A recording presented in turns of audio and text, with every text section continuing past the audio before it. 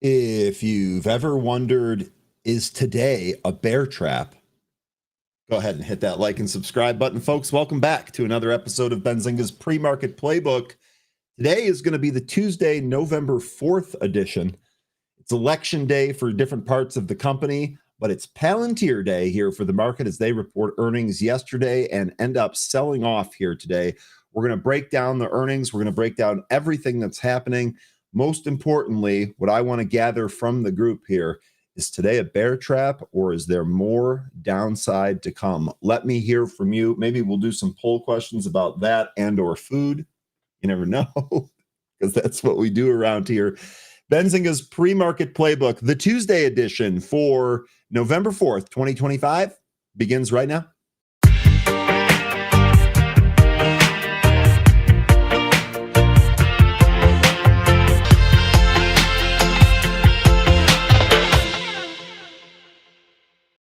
Good morning and welcome back, folks. I hope that you all had a wonderful rest of your Monday. I know Monday for me yesterday was not great. Just not a whole lot for me to do. At least it felt that way. But we're back for another day here today. Had us a pretty decent football game last night and some hockey. So we are reset and ready to go. Great to see a whole bunch of returning faces here. Corey, good morning. Corey is first here today. Let's go. Let's go, Corey. Cad Monkey, good morning. Welcome back. Brian, good morning. Blood in the streets already. Index is going to gap down something fierce at the open. Brian, I see it. My big thing is this kind of a trap? It's a trap. I don't know. Is this a trap? We'll see. I did still obviously carry my Palantir ETF short, PLTZ short, into today. That's finally moving up for the first time in God knows how long. Shout out to our happy hour crew yesterday. We had some guy adding on the pop yesterday during the happy hour. That thing immediately reversed. That was a really good buy. We'll see how today shakes out. It's going to be a big one. Jane, good morning. Welcome back. Francis, good morning. Richard Judge, good morning. Solitary Soldier, good morning. Yes, that girl, good morning. Sun-kissed Yogi, welcome back, good morning. Zach, good morning. Ryan, good morning. Billy, I think that's Billy, good morning. Harvey, good morning. It's good to see you again. Kelly, good morning. Marty, good morning. Reaching Financial Freedom, good morning. Big Al, good morning. Neville, good morning. Azrar, good morning. Our stock market, welcome back. Hoot and Rooster, welcome back. Rooster says, Ryan, PRLD, interesting news, already halted once. PRLD actually gave a trade yesterday in the afternoon. A lot of waiting around. PRLD ended up going. Then we have some more continuation on news here today. Rooster, that is definitely in the mover section. We are absolutely going to cover that. If you made some money off that already, good stuff. Bernhard, welcome back. The Brian, I already said good morning, but welcome back again. Producers locked in. Day Trader, good morning. Durkis, good morning. Angelito, good morning. Just passing through, good morning. Johnny, it's good to see you again. Transitions, good morning. Cam, good morning. Best Life, good morning. JJ, it's good to see you again. Welcome back, buddy. Jonathan, good morning. Jim, it's good to see you as always. Graph and G-Cord, good morning. Robot to Trade, good morning. It's good to see you again. Workstation, good morning. Ashan, good morning. Where's Bitcoin going? I think that's going to follow the market here. Bitcoin really kind of been our spec on, spec off indicator. That pulling back here, 104.3 on the futures here today. Wouldn't be surprised if we get a 100 test here. I suspect it's going to follow the market here today, though. Brandy, good morning. It's good to see you again. Blazed Rhino, welcome back. Catherine, good morning. Matthew, good morning. Michael, good morning. C Boogie and HK Matt, good morning. Nomad, good morning. Austin, it's good to see you again. Knights Lance, welcome back. And Jonathan, I think I already said good morning, but good morning again. Let's go ahead and dive right into it. We'll start here today with the stock market today.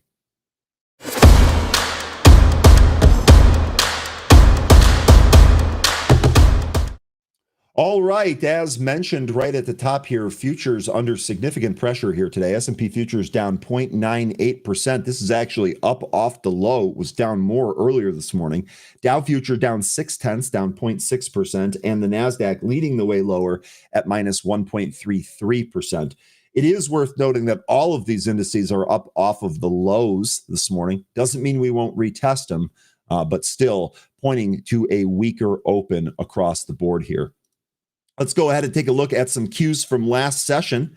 Sectors gaining on Monday included consumer discretionary and information technology. And I'll tell you what, that sure changed at the end when Palantir reported earnings.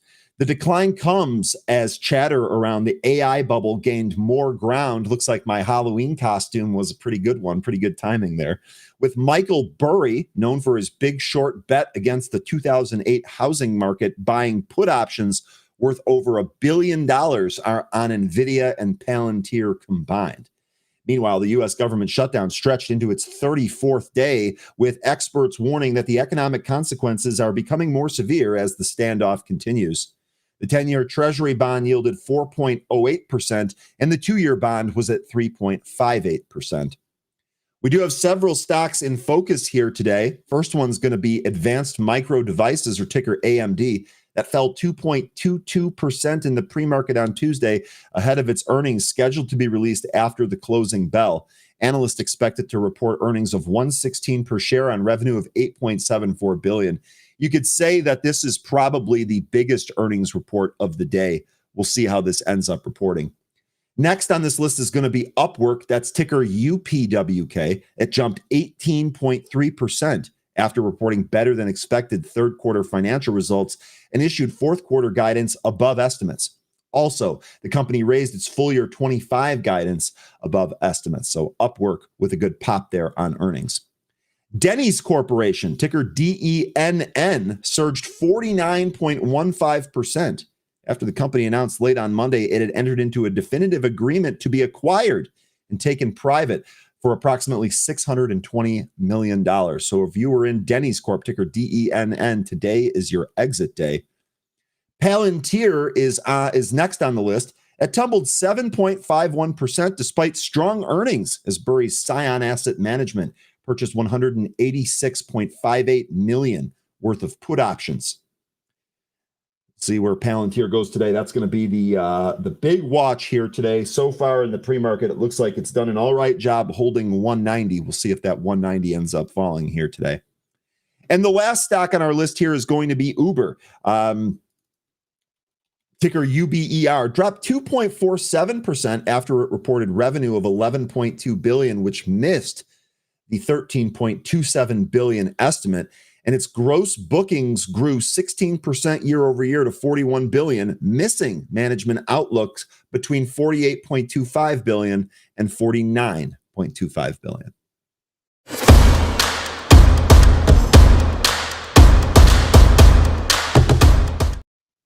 All right, let's take a look at the SPY chart. Then we'll dip back into some insights from analysts. Sam says, good morning. I'm late today. I don't take attendance here, so you're in luck. Good morning, Wiss, as well, and anyone else that I might have missed.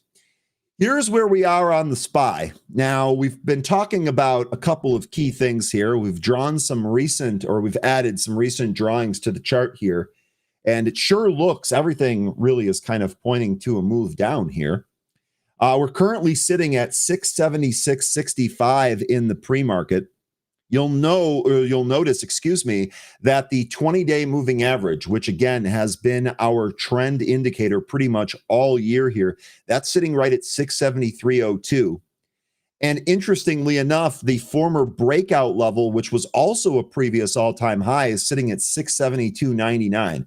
So we basically have the 20-day and the breakout level sitting right on top of each other. That should act as support, or at least an attempt to support the price here today. We'll see if we're able to hold that. Part of me at the outset here is wondering if this is going to be a bear trap. A lot is kind of pointing to this should be a down day. Palantir's earnings, initially it popped and then it immediately reversed and headed lower here again in the pre-market. So it sure feels like that. But remember, this market has been conditioned to buy the dip. And the $64,000 question here today is going to be, does today's dip get bought, or do we see more pockets of weakness expand across the market? As far as the SPY goes here, I'm going to be watching 673 for sure. Beneath that, we do have the 50-day moving average at 663.57. And I do think that that is out of reach today. Hopefully, those are not famous last words. That'll be another level that I'm looking at, as well as the 667.34 level, which again was a previous all-time high that we broke out of in September. So that's where we're at with the SPY. We'll see how the market shakes out today. I am definitely interested in the range of opinions on where we think the market is going here today for the purpose of short-term trades.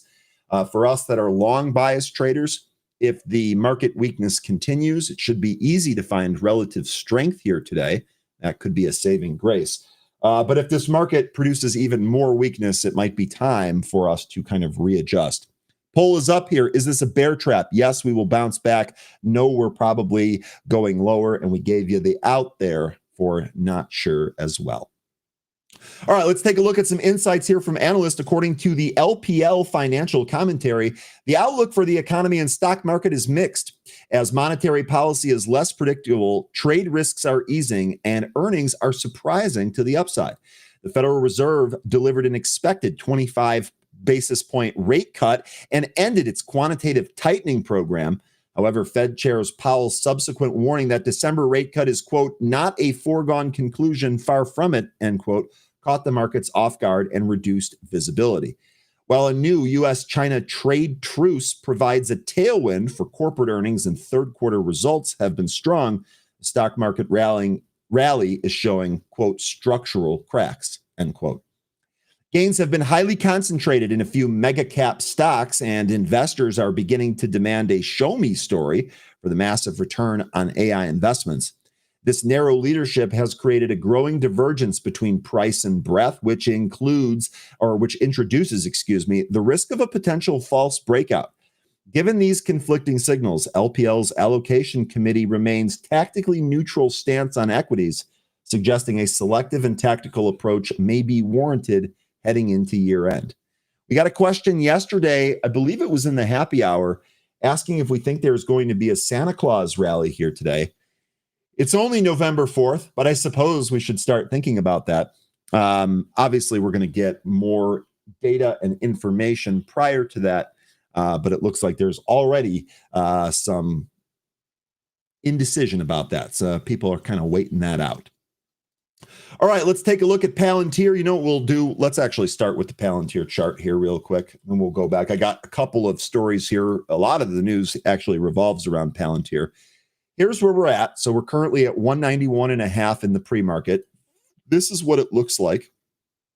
So after we reported, stock traded up to about 222 and backed off, tried to bounce, set a much higher low, and then rolled over in the pre-market, rolled over in the after hours, dipped again here in the pre-market. Now, the good news here is that we have this 190 to 194 sideways range in the pre-market here today.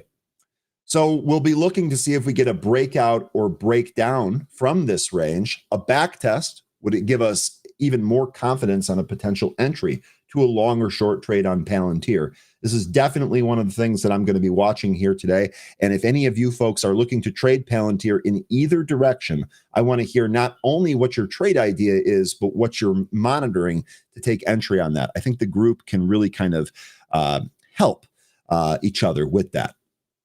So this is kind of where we're at inside on Palantir.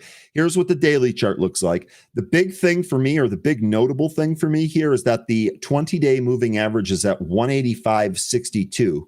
So to me, it sure seems like at minimum a test of this would be on deck. The last time that we did this, we actually tested the 50-day, which was not far beneath it, kind of bounced around in that range. I could see the exact same thing here with Palantir.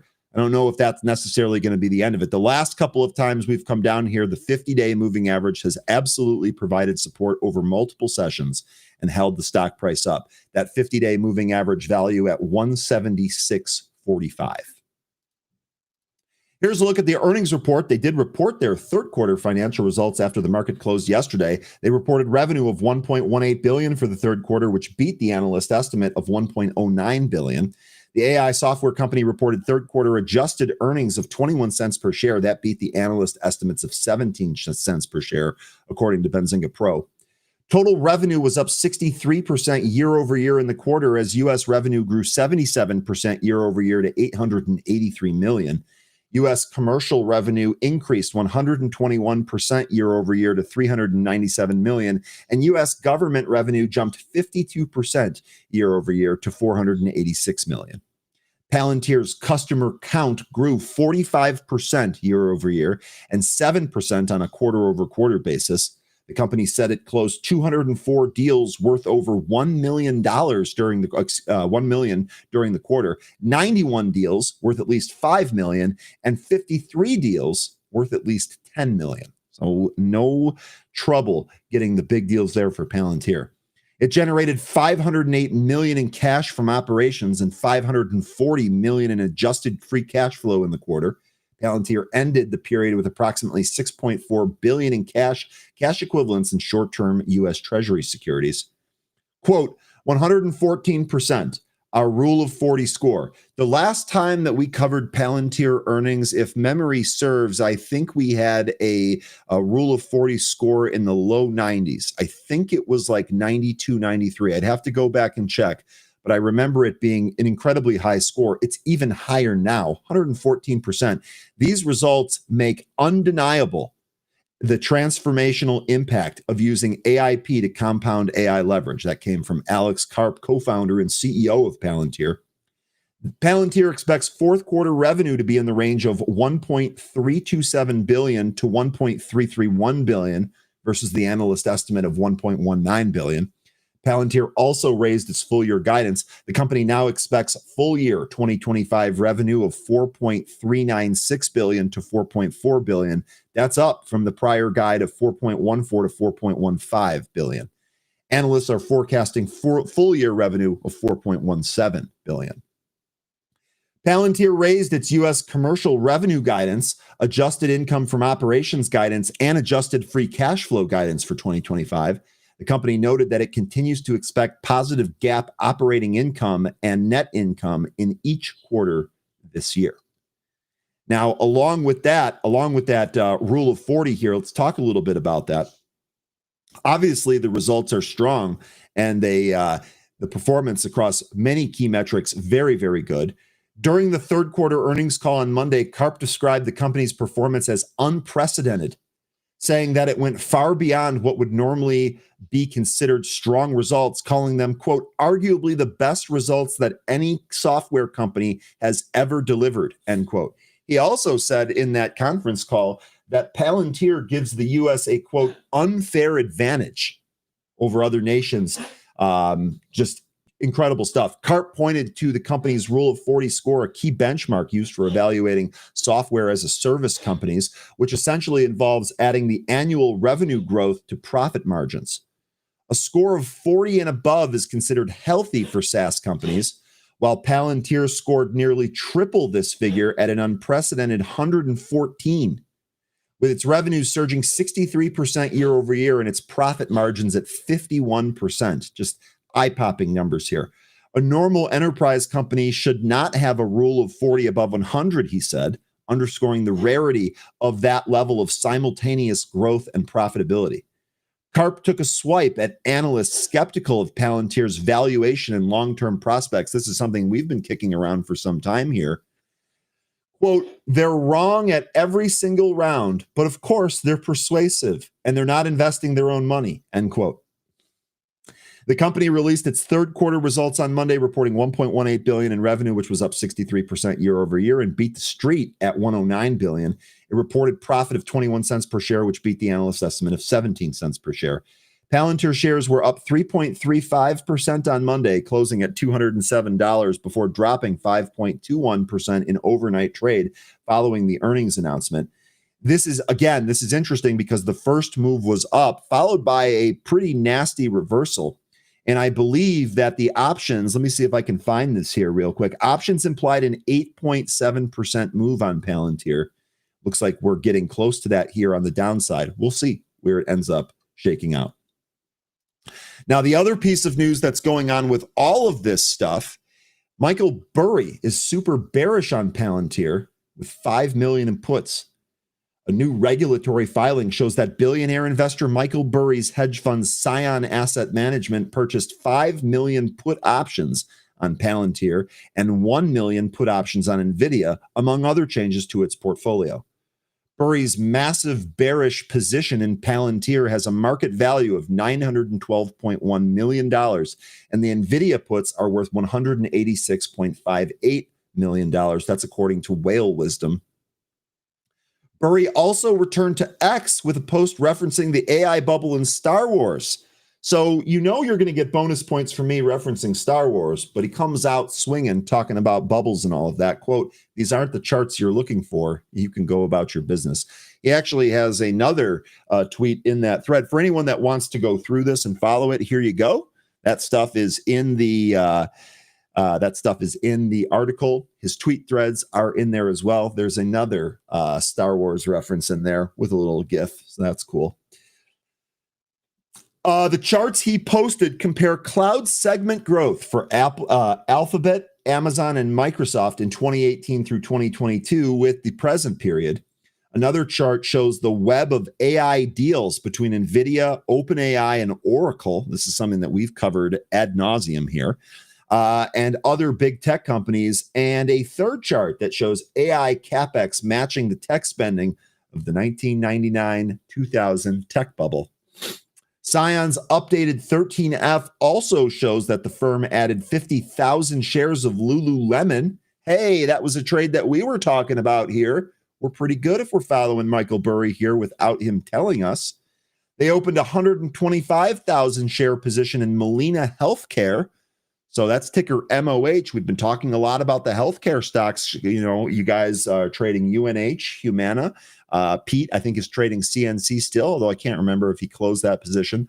Molina Healthcare, another one there, hasn't really moved yet. And Burry also added a 480,000 share position to SLM Corp, ticker SLM.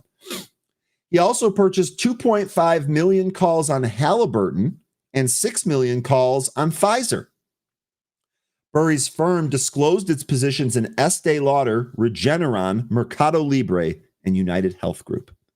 So there is your update on Michael Burry. We'll see what he ends up. We'll see what ends up happening with this trade. If you guys want to cover any of these, we absolutely can. Obviously, the big headline draw here is going to be Palantir. And let's also talk about AMD real quickly here. Let me actually throw this up again. Let's just do a reminder. I think I forgot to do this yesterday, or it happened late here. So we'll do it again here today.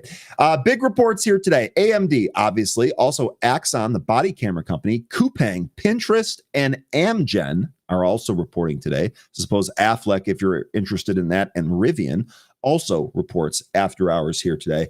So this is kind of what we're looking at. In my opinion here, the big focus is probably going to be on AMD, I would guess. So let's take a look at the AMD chart here. Oh, I got to share the right screen. Sorry about that, folks. Here's your AMD chart. Here's where we're at. Currently sitting at 251.90. So we're actually right near the bottom of this candle that you see here. We're down 2.98% here in the pre-market. This is what it looks like inside. So you can see we had an all right day yesterday. We started off in the green, sold off with the rest of the market, held the low from Friday, and then traded up into the close. Grats if any of you took advantage of that, because that was actually probably not a bad trade yesterday, especially given the lack of really good trading ideas that I was able to find elsewhere. We rolled over in the after-hour session on the back of that Palantir report, gapped lower here, and it looks like AMD is hunting for lows. So a couple of questions that I have for the group, because I know that this is a often traded stock and highly owned stock amongst our group. My question here is, first of all, if any of you have a long-term, long thesis on that, is that altered at all with the price action here today? My guess would be no, but want to know for sure. And then for those of you that want to own this, are you buying a down move here today if it reaches a specific level? For example, if we trade down towards 241.25 there and hold the 20-day, are you a buyer of that? Are we looking to short AMD here just to kind of have a short-term trade here? If we apply the same type of thing we were just looking at on Palantir, our range here for AMD looked to be about 252 to 255. Does look like it's trying to break beneath that 252 level right now. So we'll see if AMD sets up for us on a trade here. Here's what we got ahead of the report. Several prominent analysts are weighing in on AMD ahead of the company's third quarter results on Tuesday. According to Bank of America analyst Vivek Arya, AMD is among the top beneficiaries of a multi-year AI infrastructure build-out, pointing to a decade-long cycle fueled by hyperscaler capex and productivity gains across the economy. Arya said the AI-driven semiconductor expansion is still in its early innings, potentially lasting, quote, another year or two, and perhaps even till 2030, end quote. He emphasized that most infrastructure cycles, such as 3G and 4G, tend to span a decade or more during his recent appearances on CNBC's Closing Bell Overtime last week. He also referred to the company as being exceptionally positioned alongside peers such as NVIDIA to ride the multi-year tailwind. So I guess that's the big question that I have here. Is anyone's view changed on AMD? We still think there's kind of a catch-up trade to be done here with AMD and NVIDIA. Analyst and investor Keith Fitzgerald of the Fitzgerald Group had a bullish outlook on AMD shares ahead of the third quarter print. He said, quote, I'm expecting this one to go to 300 relatively quickly, while appearing on Fox Business Varney and Company on Monday, which represents an upside of nearly 16% from the stock's close on Monday at 259.65. According to Fitzgerald, AMD's prospects don't rely on the chips, but rather on its full-stack data center strategy, which he believes will be key in the company's efforts to catch up with NVIDIA. Quote, it's all going to be in the note steward in the guidance, end quote, signaling that investors should look closely at its roadmap and competitive positioning. Anyone interested in Keith's tweets here? Here you go. Excuse me. Here is the story with the tweet threads in there. Analysts remain focused on the company's data center performance amid its push to secure the number 2 position in the AI GPU market. Besides this, Ed Carson, a news editor at Investors Business Daily, sees a potential lift from a PC refresh cycle, especially after Microsoft officially ended support for Windows 10 last month. Now, I'm not sure what that has to do with it. You could just very easily get a copy of Windows 11, install it on your current system. There really isn't a whole lot of hardware specs that changed between 10 and 11. On Investors Business Daily's YouTube channel last week, Carson said that AMD, quote, AMD's chips are really catching fire, end quote, noting that the hyperscaler is spending from companies like Meta, Alphabet, and Microsoft remains gargantuan. According to Carson, AMD shares are now trading nearly 40% above the 50-day moving average. Quote, this is one you want to talk about, a stock that's extended, he said, while noting that it's basically quadrupled since April. This is kind of where I'm going with this. Do we think that this is maybe a time for a pause and a pullback to a tradable level? Or do we still think there are more legs on this move that we've already seen? AMD shares were up 1.38% on Monday, closing at 259.65, and are currently down 2% in the overnight session. Let me actually pull AMD up here real quick. They're still moving lower here. 251.03 is your low print. That continues to leak, and the volume continues to climb here in the pre-market. We need to see what's going to happen.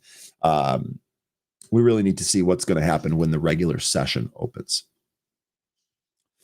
All right, last story here real quick. Quantum. You didn't think you were going to get out of here without a quantum story, did you? The quantum computing hype train has hit turbulence. While most quantum ETFs are on the downhill ride, one ETF is cashing in on the chaos and another is staying resilient. The story is about Rigetti. After months of speculative frenzy, Rigetti, ticker RGTI, stock is tumbling back to earth along with a few other quantum players like D-Wave Quantum, ticker QBTS, closing Monday down 11.63 and 10.71 respectively. Rigetti's rally last week was sparked by a report that the U.S. government was considering equity stakes in key quantum firms, then quickly lost steam after officials denied the report. D-Wave's slide has been even uglier, with the stock losing nearly half of its market cap in 2 weeks amid disappointing earnings, mounting losses, and a controversial warrant redemption. The bigger quantum story, once pitched as the next frontier of AI, now looks more like a sobering reminder that not all cutting-edge science makes for near-term profits. Although I'd push back on that.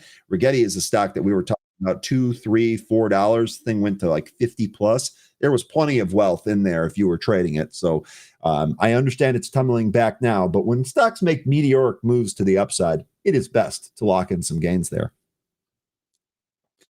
Not all ETFs are suffering. The flagship Defiance Quantum ETF, or QTUM, fell 1.02% on Monday, even as quantum small caps cratered. That resilience comes as QTUM stealthily crossed over $3 billion in assets under management last week, reflecting sustained investor confidence in its diversified tech exposure. QTUM's mix of established players from NVIDIA and Microsoft have helped cushion the blow for more speculative quantum names. It's effectively become the quantum light way to stay exposed to the theme without burning up in the volatility index.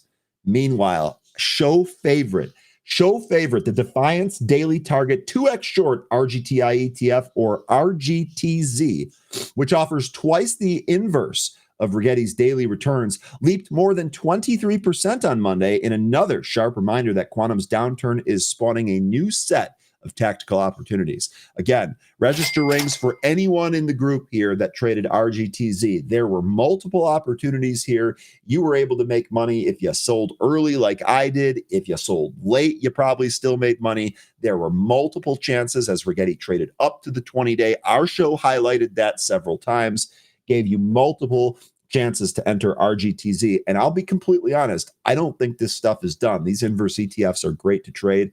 I would imagine this one here on Rigetti is going to find some more trading opportunities, maybe even today. RGTZ has been adopted by traders as a short-term hedge against the sector's meltdown, making it among the day's outperformers from the leveraged thematic ETFs.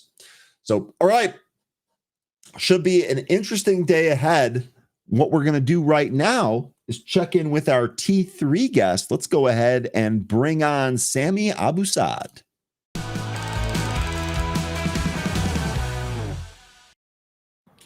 Sami, good morning. How you doing, boss? Good morning, Ryan. Good to be back with you. It's good to have you here. Thanks again for joining us. Look, you come at a really good time here. We got a lot of craziness going on. We had Palantir report blowout earnings yesterday and then reversed in the after hours. I'm just going to start there, if that's okay with you. What do you think here about Palantir? I'm not sure. How about that? Because totally fine. The gap down is, can you hear me? Yes. The gap down that I'm seeing in the pre-market is pretty bearish, but we have support. We have a lot of support below.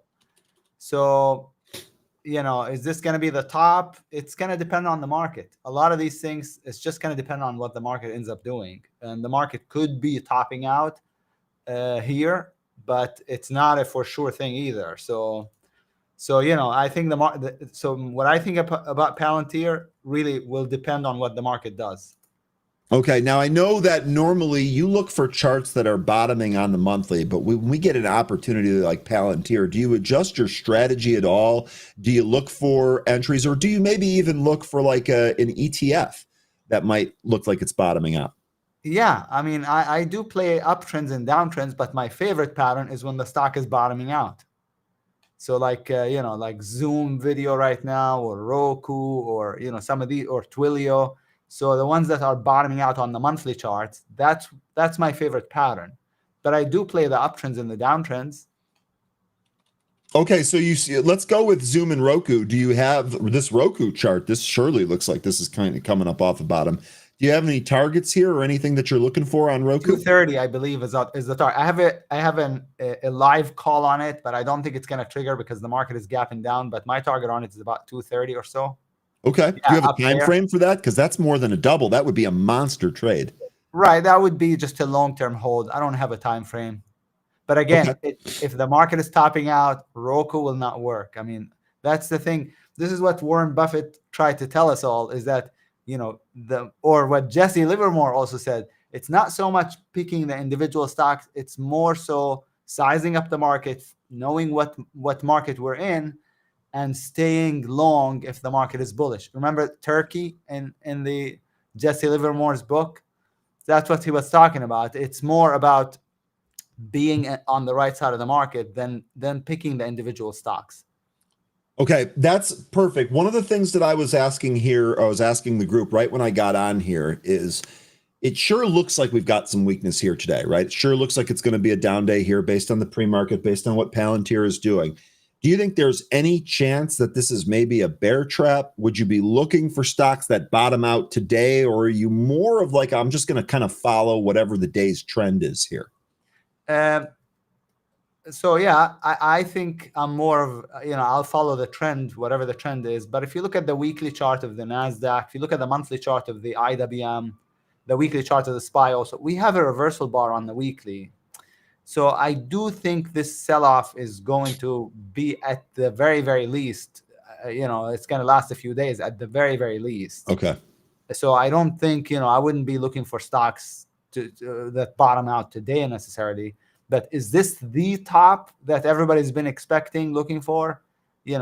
Objectively speaking, there's no way to tell because we didn't go climactic, we didn't go parabolic, but it could be because we are we're way up there, and the IWM looks ripe for a pullback on the monthly chart especially.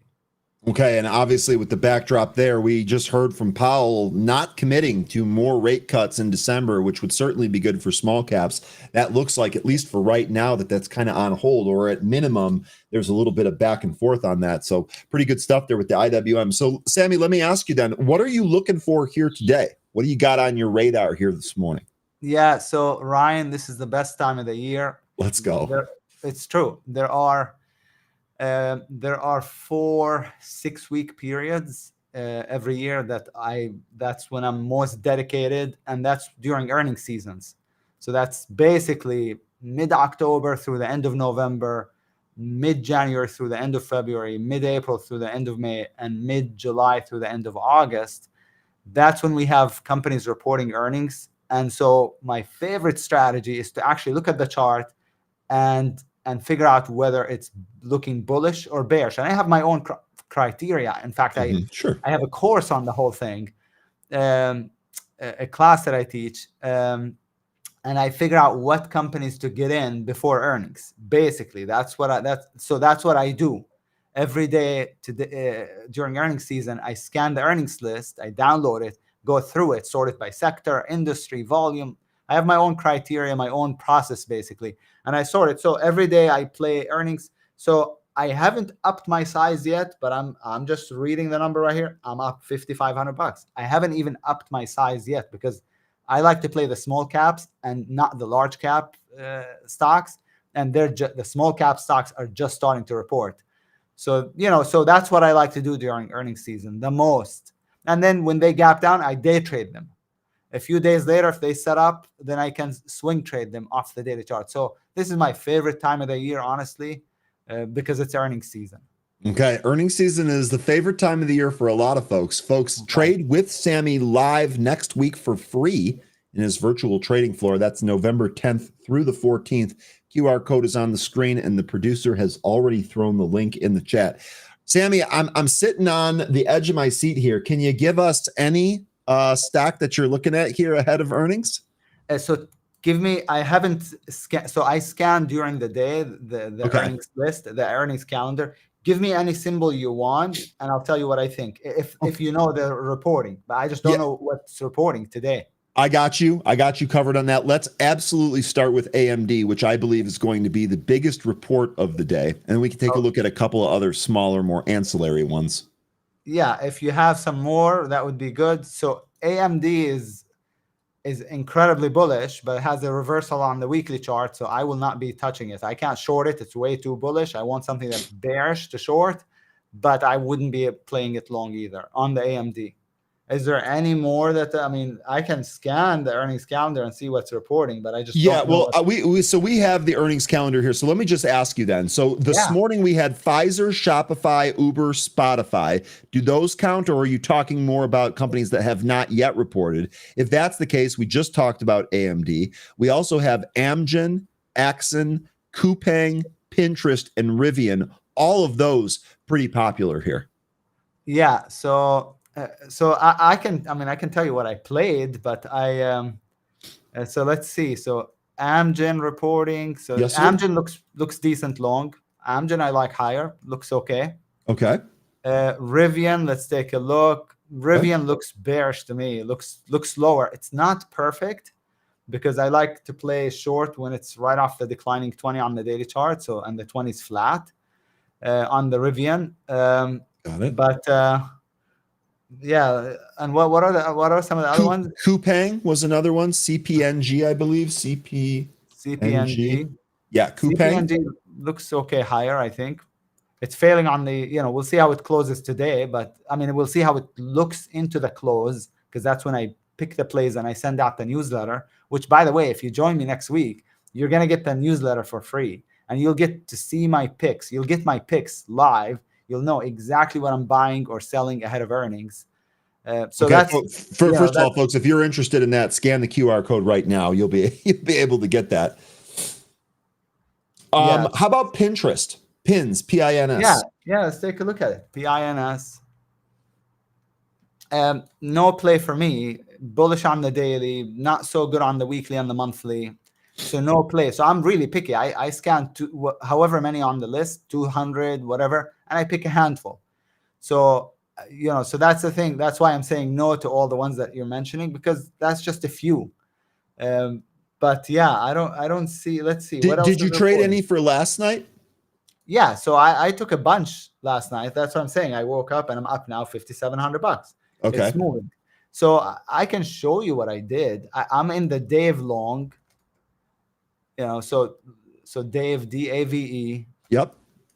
So that was looking good. I'm in the DCTH short.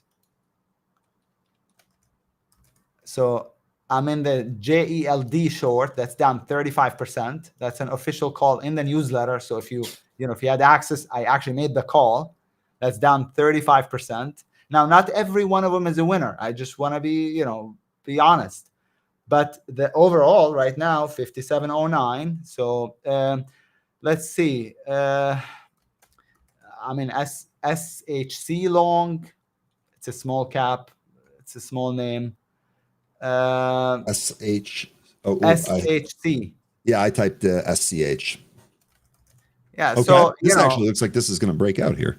Right. It's not up that much. So that's what matters to me, is how much it's up or down, because I actually play the actual stock. I don't do the option for it.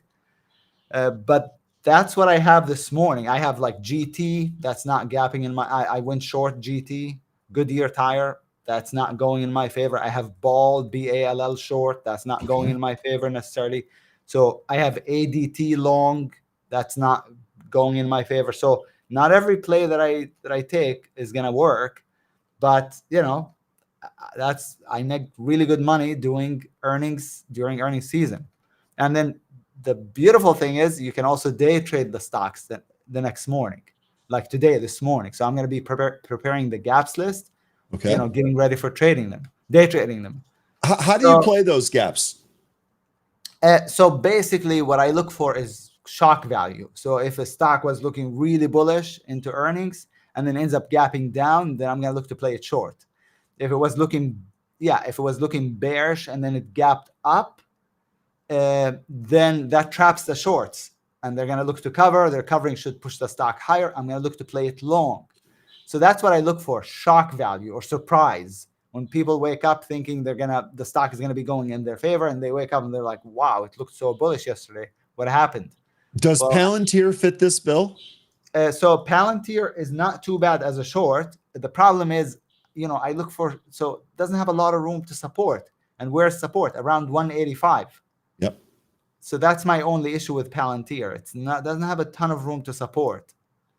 So there'll be other ones much better than Palantir, but I haven't scanned yet. It's pretty early still. Okay, I've got one more here from you. This comes from the chat. It looks like several of the chat members are looking for this one. How about KTOS, Kratos Defense, ticker KTOS? KTOS, let's take a look at it. If you look at the weekly and the monthly, the stock topped out. It went parabolic completely. Yep. So to me, this is lower. Is it reporting?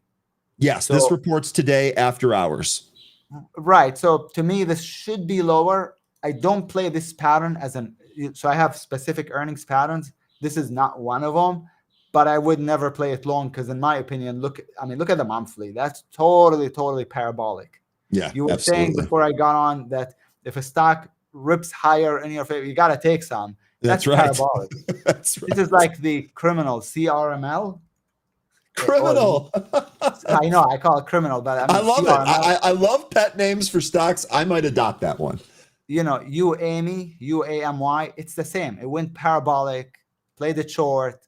It's nice. So the KTOS, to me, that's parabolic. I wouldn't play it long for sure. Okay. All right. Really good stuff. We've got one more here. I don't know if this reports. At least it's not on my list. Let me pull it up. How about Grail? This actually reports next Wednesday. So it's still in your earnings season, but it's not today. This is ticker GRAL. GRAL. Yeah, let's take a look at it. So this thing is very bullish if it can consolidate over the next. So you said it reports next week. So correct. November 8th, November 12th after the market closes, 8 days away. Right. So if it can consolidate here, go sideways, then it should be higher. But if you look at the weekly chart, it has a really strong reversal bar. So if it starts to come in, I wouldn't want to I wouldn't want to buy it. Okay.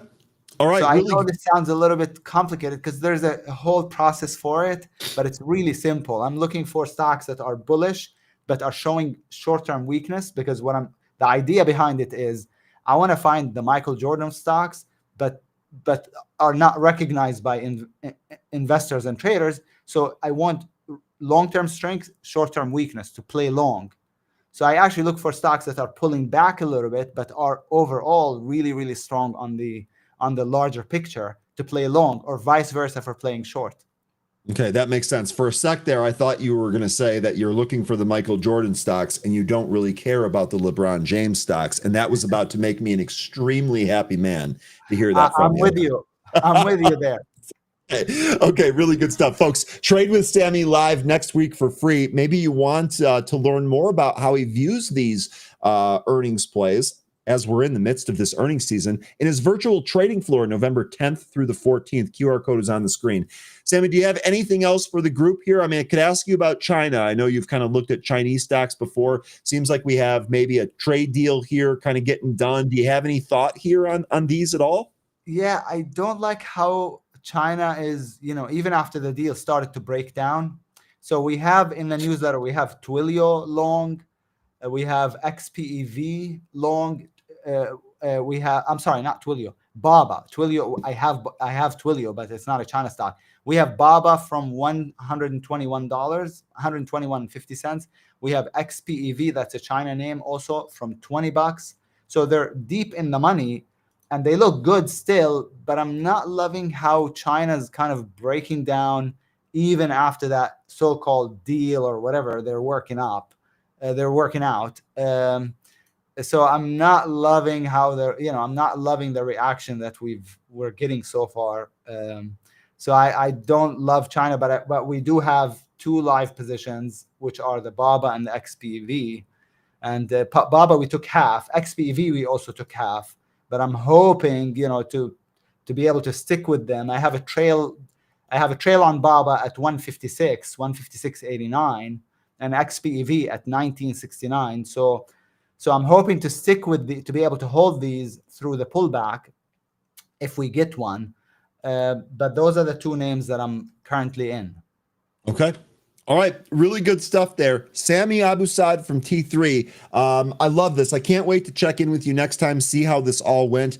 I think that I don't know how you guys pick and choose who's going to come on here, but Sami, I think we should make your appearance a staple around every one of these 6-week periods that you really enjoy. We should absolutely get you on as early as we can in that. We'll talk about some of the charts coming up here. This is really great stuff. Really appreciate it.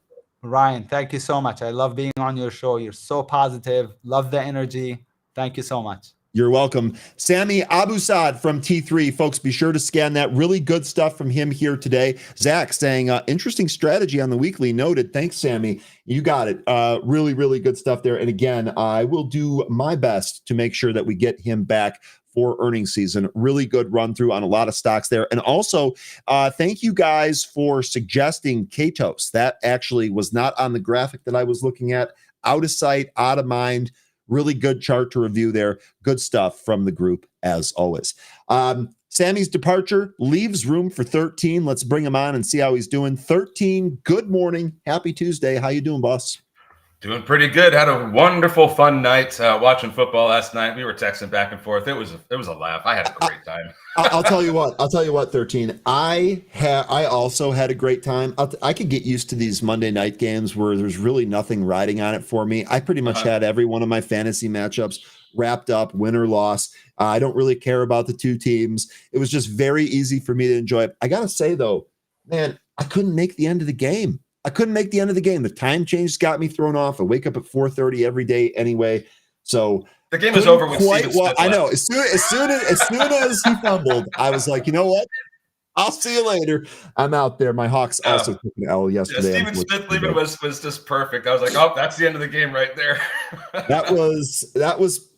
I'll be honest with you. I didn't catch it when it happened live. Thankfully, you reminded me. I couldn't believe that he got invited up to Jerry Jones' suite. To me, that's unbelievable. Okay, let's get back to the market here.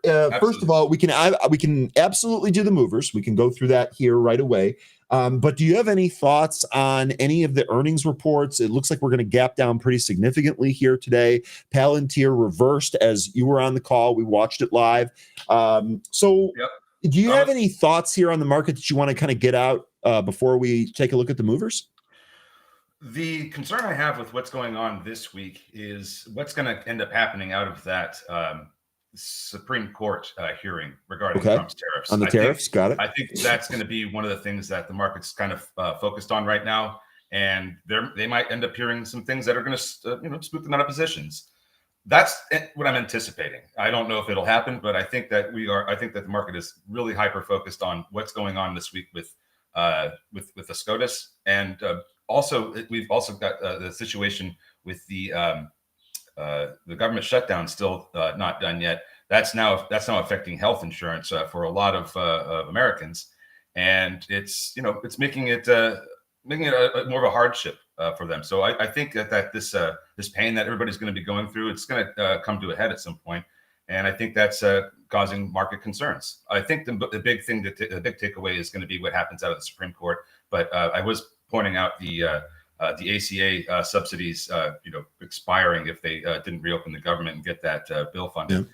So that's where we are right now. It's it seems like we're getting into a period of where there's a little bit of unrest. So I think that would be why I would be looking at the market having a brief downturn. I don't think this is going to be the big one yet, where we get a massive sell-off. We're still looking at next year for that to happen. But I'm still looking for some kind of pullback at some point this year, because we have been on an absolute run. Yeah. Okay. Really good breakdown there. I appreciate it. I actually want to tie in another comment earlier that I couldn't get to while I was going through news. This comes from Sean. Sean saying, Ryan, can we talk about fair value a bit? That's not a good thing to be talking about when we're kind of frothy and maybe talking about a potential pullback here. Ondas, Arcat, D-Pro, or in general, why such wide discrepancy? So a couple of things here. So first of all, I think fair value on a lot of these drone plays is lower than where the stock price is. That would just be kind of my gut feeling. I know as far as Ondas goes, because I follow that one closely, we've talked a lot about sales, revenue, how those numbers really need to come up, and I don't think they're there yet. So when you're asking me about fair value here, if the market turns bearish and people start selling things, stocks that have made big moves are going to continue to sell. We've actually seen that already in some of these names like Ondas. I can't tell you what fair value is, but the other thing that I want to kind of tie into this is something that 13 was just talking about the government shutdown and how that's actually affecting people. It's going to affect these companies too, particularly if your company buys things or sells products to the government. Even if you have transactions that are still ongoing, the shutdown, the uncertainty, all of that is playing in here. So we've got a twofold effect going on here with drones. A lot of these charts have really, really moved. They have huge moves that they put in this year or even several years. Here's a look at Ondas. I mean, we just talked to Sami about stocks that go parabolic. This stock went parabolic, and it's retraced about 50% of the move. The question for me is, where does this hold here? By the way, those 5 puts that I talked about a couple of days ago, anyone take those? Because that had been pretty good to protect your position. Taking a look at some of the other stocks here. Here's RCAT. Again, we've actually made 2 moves here and produced kind of a nasty double top up here at about 15. This too has pulled back, lost some of its moving averages, lost the trend here. So all of this kind of looks the same. Now, if you're going to ask me, are these companies fairly valued? I would say probably not. These companies are valued for their future business that they're going to do. When we had the Ondas CEO on, one of the things that he talked about was turning Ondas into a technology company. He's investing in the technology stack. And with that being done, no, I don't think these stocks are quite at fair value here. I think a lot has to do with the story. And I think a lot has to do with just, how popular that particular stock is. So I can't give you fair value for all of these stocks. As far as Ondas goes, because I know we've been talking about that trade quite a bit, one of the reasons I even suggested buying 5 puts not long ago was because the strategy there is so that you can still hold on to the stock. If you own stock and you believe in this long term, if you have puts now, you can use that as a short-term trading vehicle to hedge some of the losses on the stock. The reason that you would do that is so that you can continue to hold the stock long term.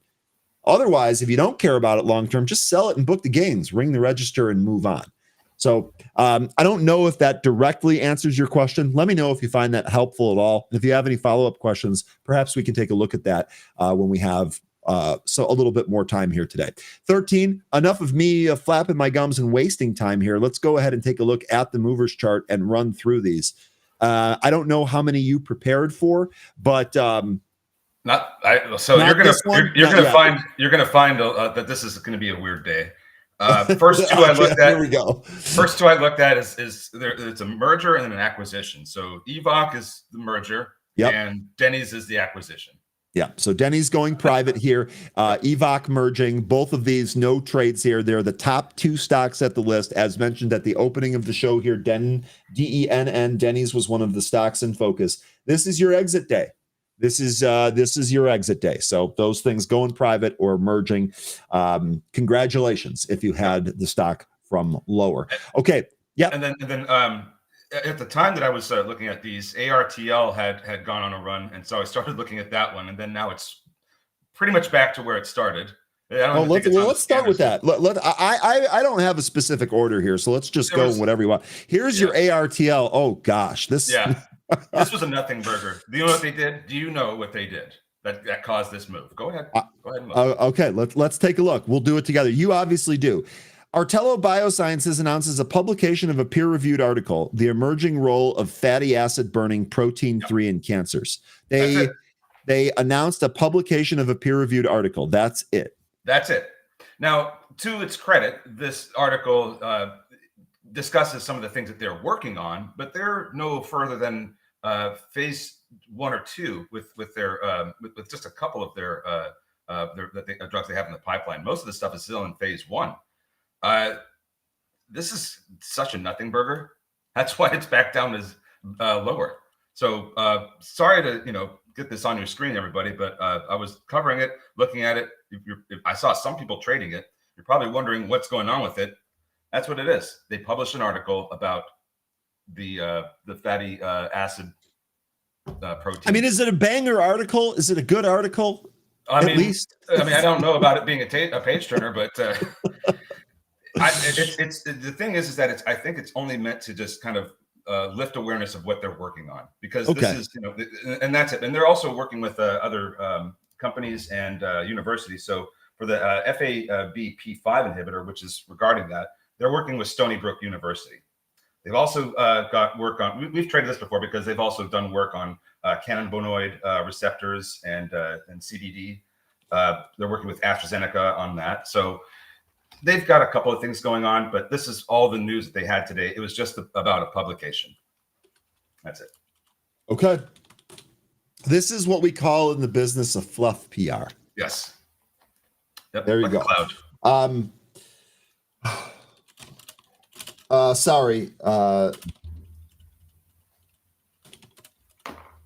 right. Sorry about the dead air there. The reason that was happening is because, unfortunately, I know it's Tuesday, and I know we have Anne Marie scheduled for today. Unfortunately, she's having a computer issue and does not think she's going to be able to make it.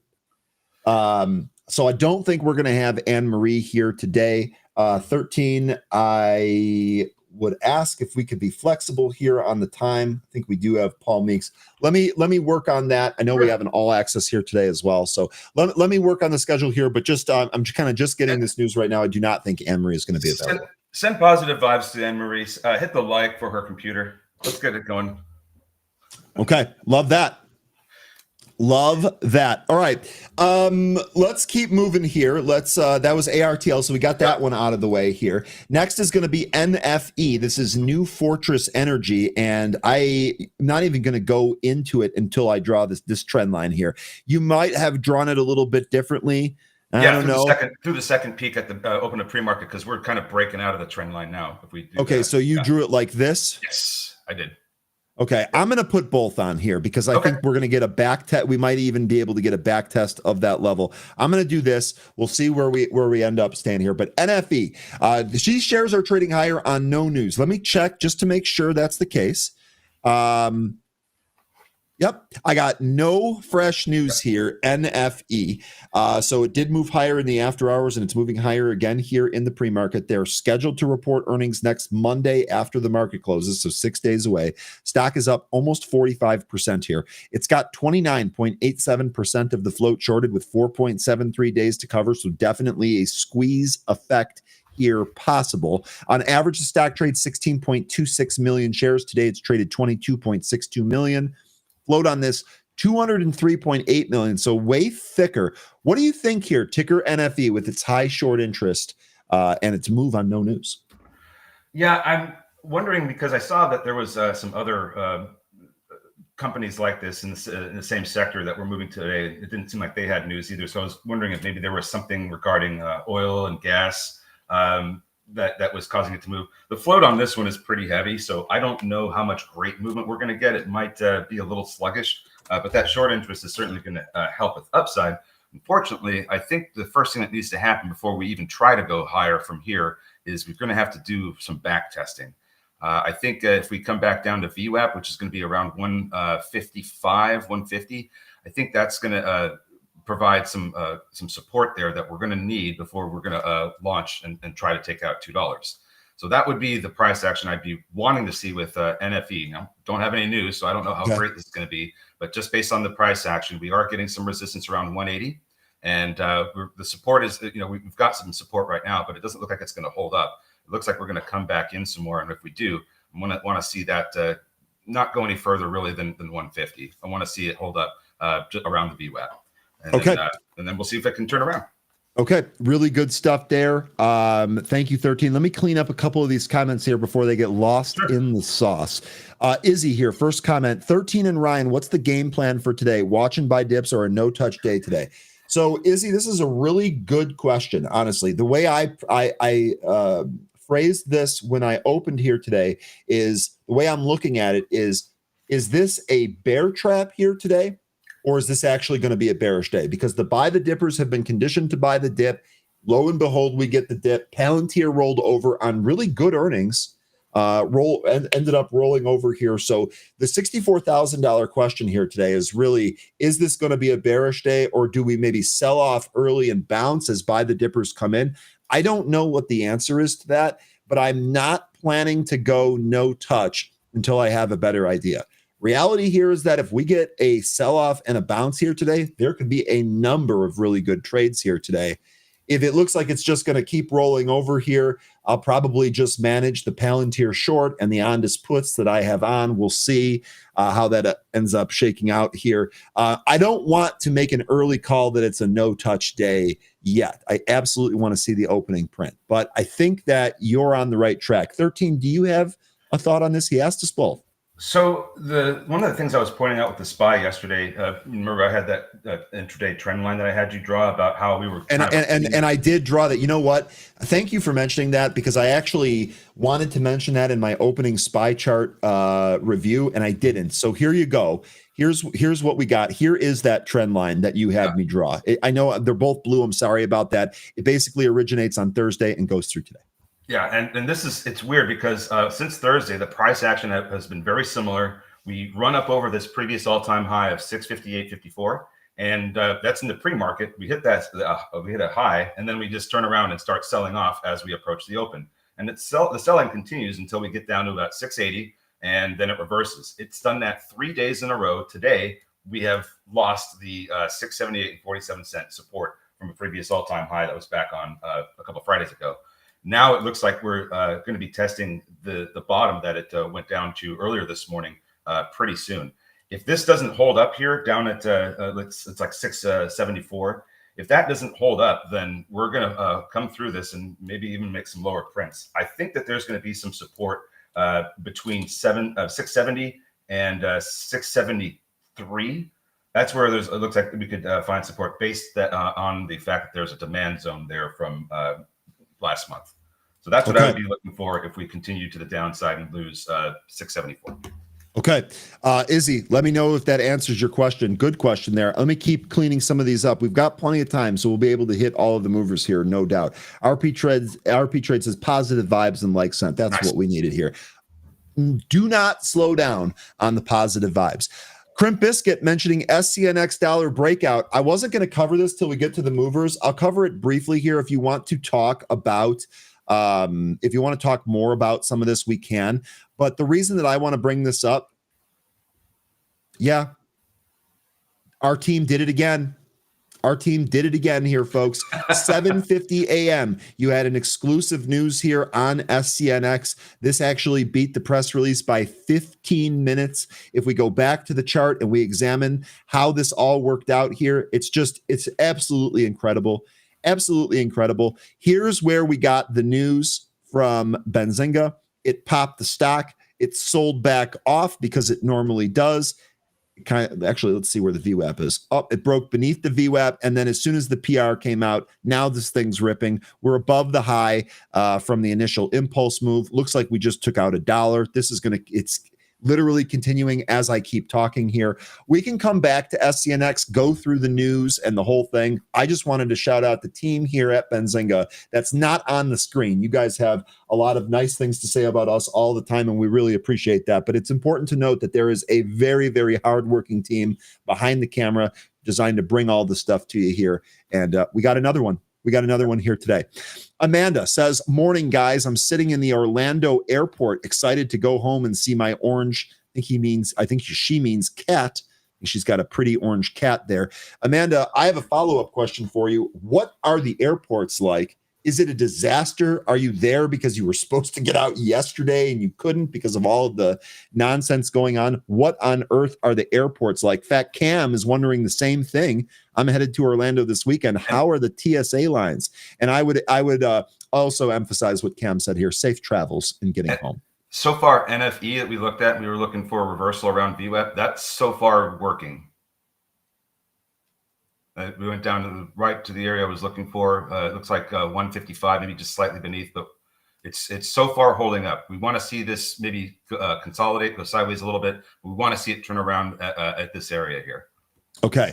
I will clean this up faster because 13 is chomping at the bit. Dive Deep asking, is today a good day for fishing? It smells fishy. Well, my follow-up question is there ever a bad day for fishing?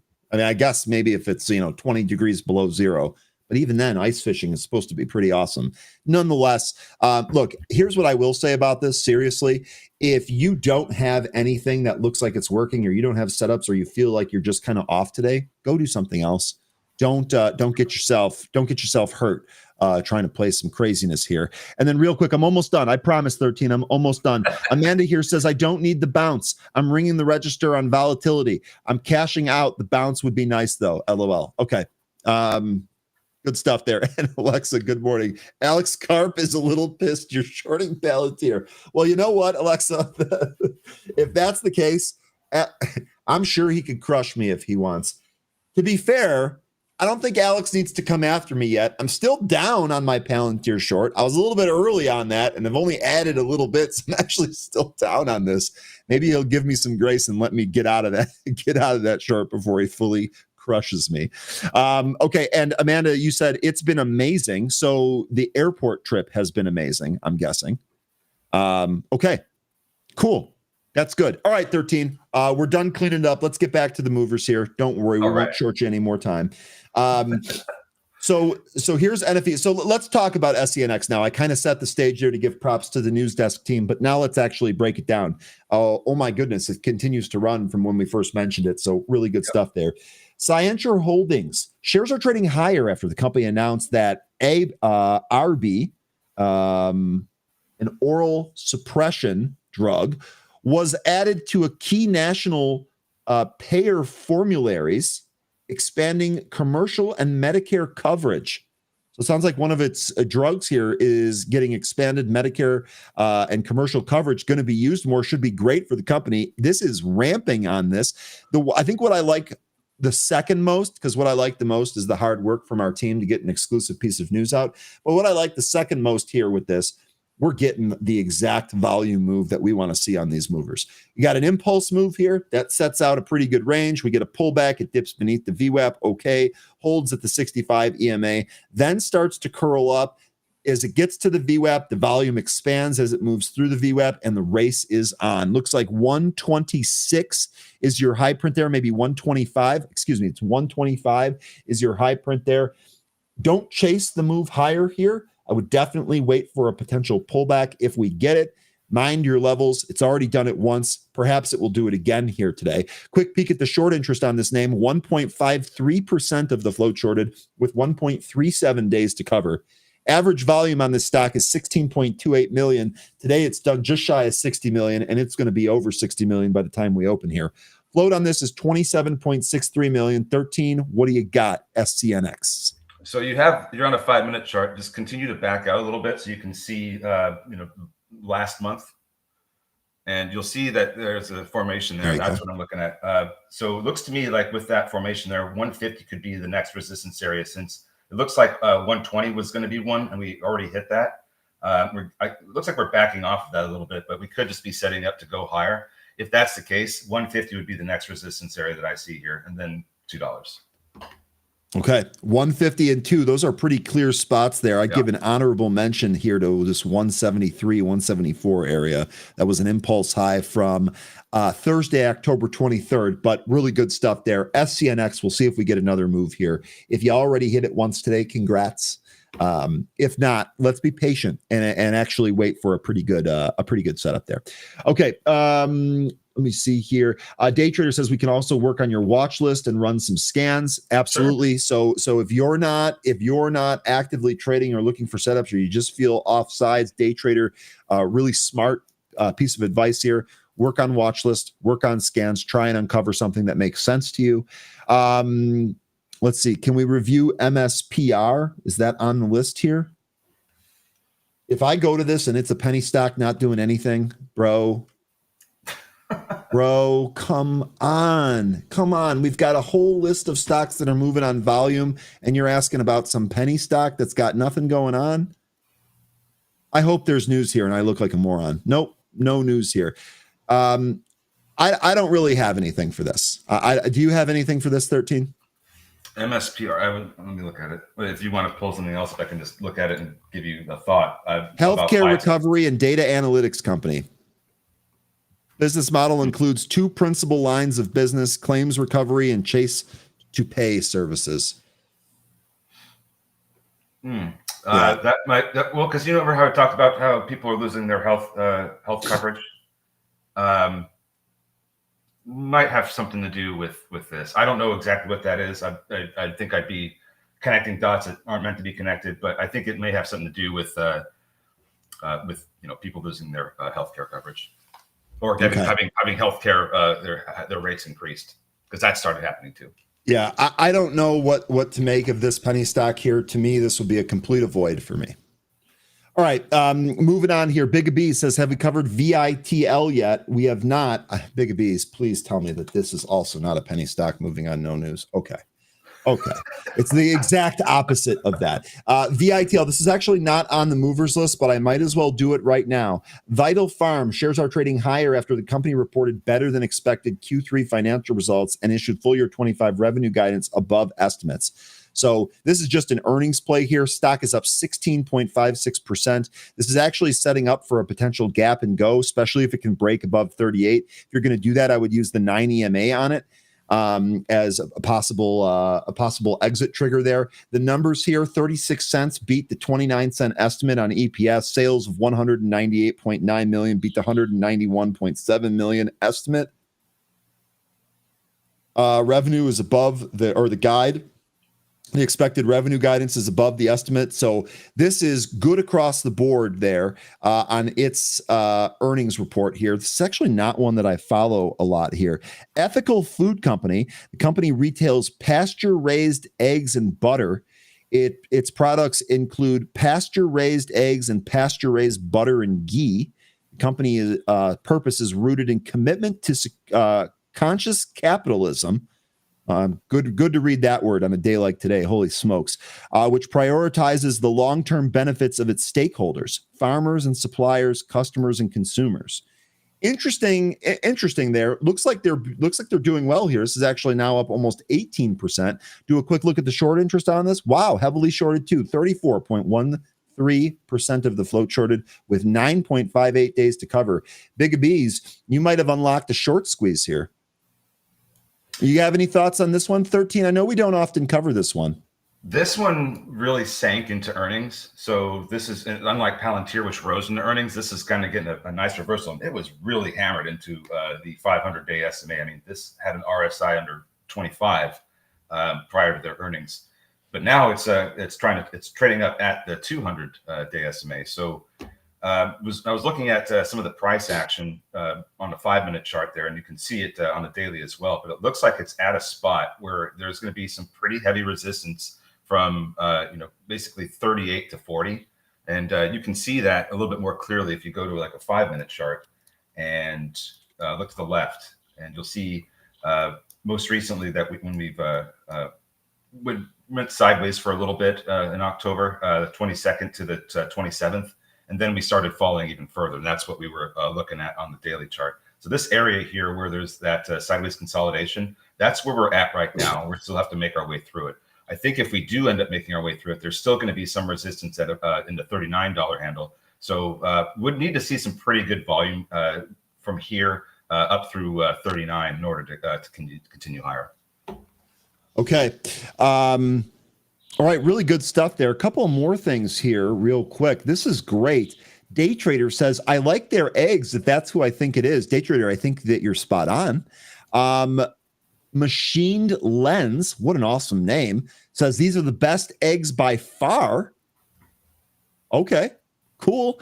That's good. I don't think I've ever tried these. Stakeholders, so they do beef too. That's actually pretty funny. And it looks like we get them at Sprouts. Okay. Meanwhile, CalMain. Oh wait, no, this is not CalMain. Sorry, I got the wrong ticker. CalMain is. What's the ticker for CalMain? Calm. CALM.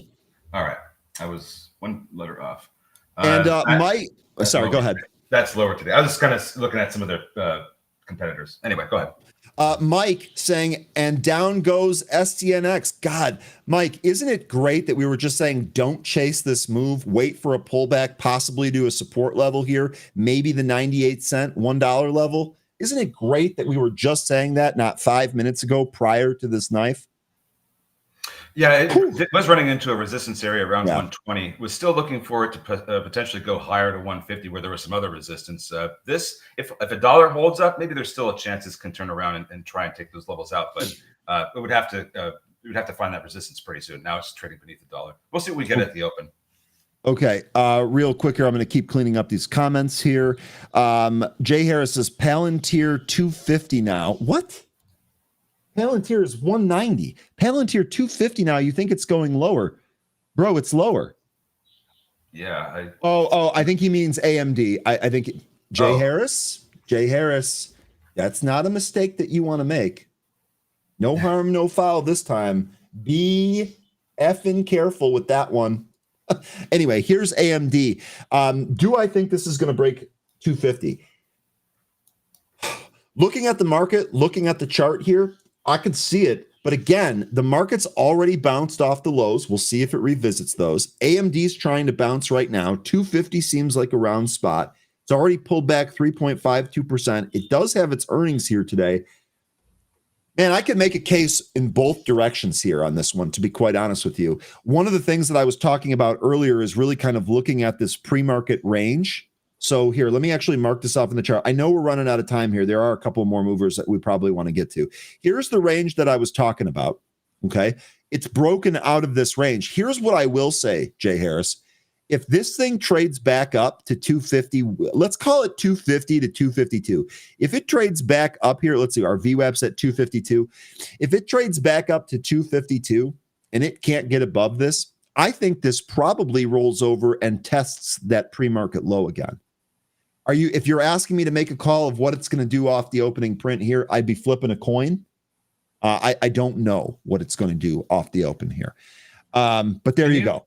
Can you, so say on the 5-minute chart, but can you back out enough so you can see the price action for pretty much all of October? Because we're coming down, to a support area around 243. And I think you'll see it once you want to see toward the beginning of October.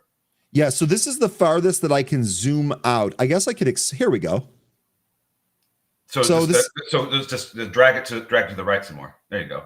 There we go. Now you're seeing all the price action around 243. That's where gotcha. Because that was a big resistance area for pretty much half the month last month, and then we broke through it. Now it's support, so we're going to come down and test this as support. I think 243, that area around there. I don't know what the exact price is, but around 243, I think we're going to see support AMD if we continue lower. Okay. All right, Jay Harris, let me know. Let me know if that was what you were looking for. I think I pieced it together based on what you were looking for. Let me know if that was helpful. Okay, let's really quickly run through some more of these. I'm sorry I'm getting sidetracked here, but the group is popping here today. We will take a look at Hertz. We have not looked at Hertz yet. We will do that. I promise. We got plenty of time. We got 9 minutes here. Next here on the list is going to be ABP. This wasn't even moving when I woke up here this morning. Let's see if there's any news on this. Sorry for the dead air as it loads. Indeed, there is. AbPro and Celtrion to present preclinical data for one of its drugs, highlighting next generation HER2 CD3 T-cell engager. Antibody... bispecific antibody at the Society for Immunotherapy of Cancer. Okay, so we're getting some good data here, it looks like. Stock's up 22%. And it's actually up higher than this. Float on this one, 3.33, short interest on this. 3.33% of the float shorted with 1 day to cover. On average, stock trades 173,000 shares of volume. Today, it's traded 1.73 million. Float on this one's only 1.69 million. What do you think on this, 13? I don't know that I've ever pulled this stock up before. Looks like it ran up on some news on October 20th. That it must have been later in the day because it went up to about the same level as it did on today. Volume too. Yeah. Yeah. Do you see that? Yeah. Yes, I do. 20th. Okay. So don't know what that was on. Let me see what the news says that was happening that day. Load, please. Don't see any news. Oh, wait, hold on. I got the... Nope. I don't see any news for that day. So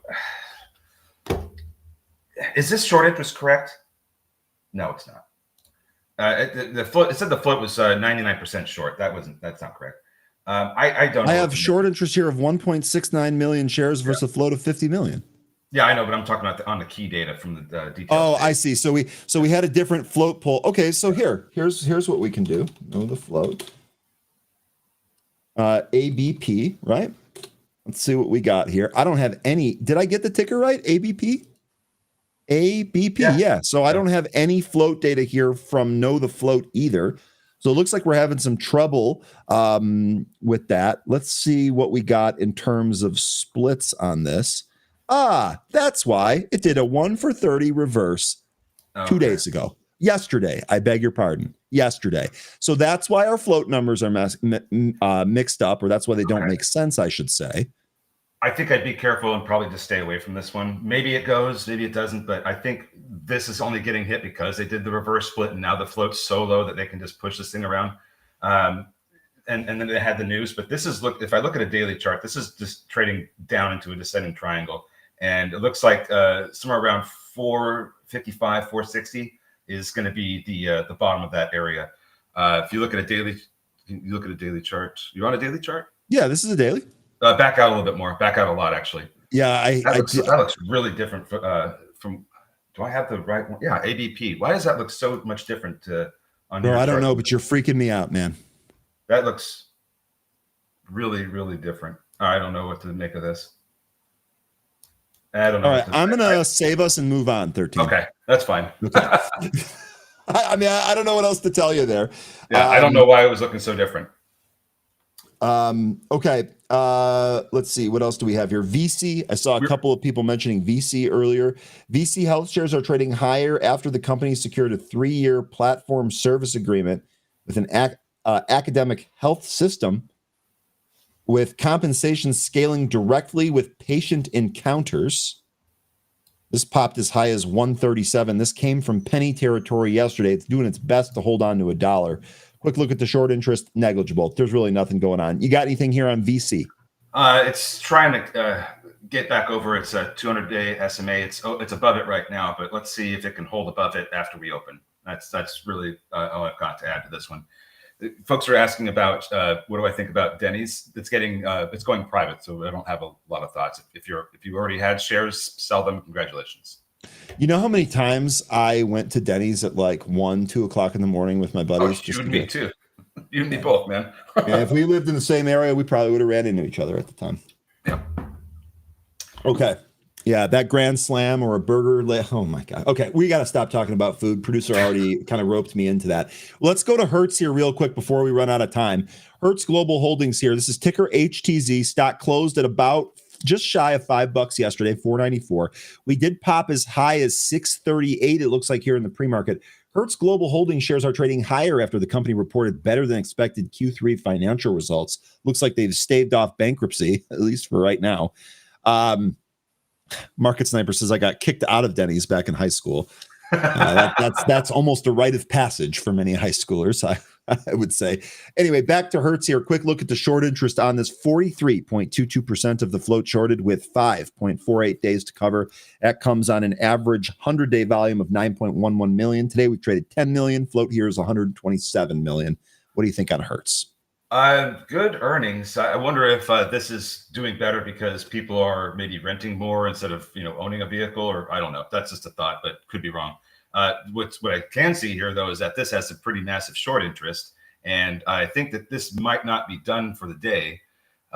It's trying to trade back up right now as we approach the open into VWAP. So if it can clear VWAP, which I currently have at 586, same. I think we could see this continue on to recapture 6, maybe even go higher. It's good earnings, high, the exact kind of short interest and days to cover we're looking for, over 43%, over 5 days to cover. I think this could continue to squeeze. I just don't know how high this is going to go. Okay. All right. Really good breakdown there. Okay. I think that was it here, right? For the big movers. It is worth mentioning that RGTZ and IONZ, the inverse quantum names, are on the movers list. Perfect. CMBM, this was a recent mover that we've traded here. This did pop in the pre-market. I don't want anyone to get excited though. Very, very clear trend here. And until we take that out, I think this is kind of a nothing burger here.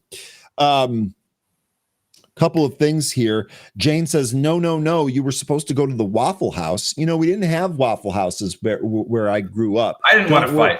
Don't worry though, Jane. I did go to Waffle House. That when I went to college, that was our 2 a.m. That and Steak and Shake is where we ended up going. Plenty of fights there, by the way. Just go have plenty of fights there. Just absolutely crazy. Okay, let's see what else do we got here. I got to kick this pumper out here. Sorry. All right. Let's see. What else do we have? I think I got everything here. So, yep, we're about to open. I'm going to flip over to the main workspace here. See what we get. Just going to take a look at Rigetti here, seeing what the chart looks like with this one. So we are gapping down. It looks like as we approach this. So going to be looking for that $34 test, same as the one that we got on the 22nd. We actually printed a little bit, just a little bit higher than 34, but 34 is what I'm looking for today for RGTI. Jesus Christ. And Palantir, that was awesome. I mean, it was really interesting how I didn't want to stupid. I didn't want to make the claim that this was going to gap down, but there was just a pattern that was making about how every time that over the past 4 reports that Palantir has had, there's been one instance where it ran up into earnings and then it gapped down. Every other earnings report they had, the price was going sideways and then it gapped up. And when it was also we're open. When it was also over it was also over 70 RSI at the time too. RGTZ going higher because Rigetti is going lower.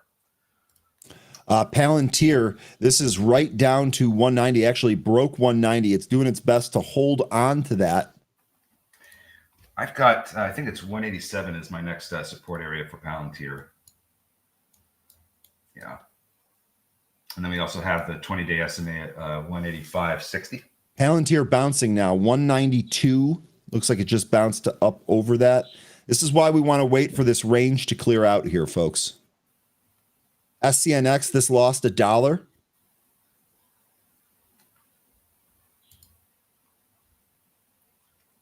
Uh-oh. NFE, it did go sideways around VWAP, and then as soon as we opened, we sold even more. We're testing the trend line now. If we lose this, then it's the 200 EMA, and then it's done. So that was on NNE? Yeah, NFE. We need to see NFE, this, excuse me.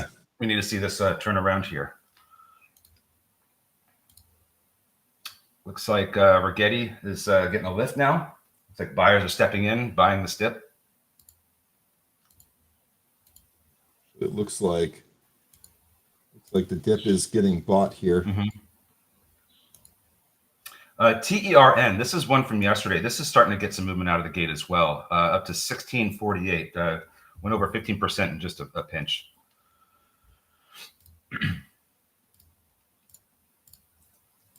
And looks like that push was short-lived in Rigetti.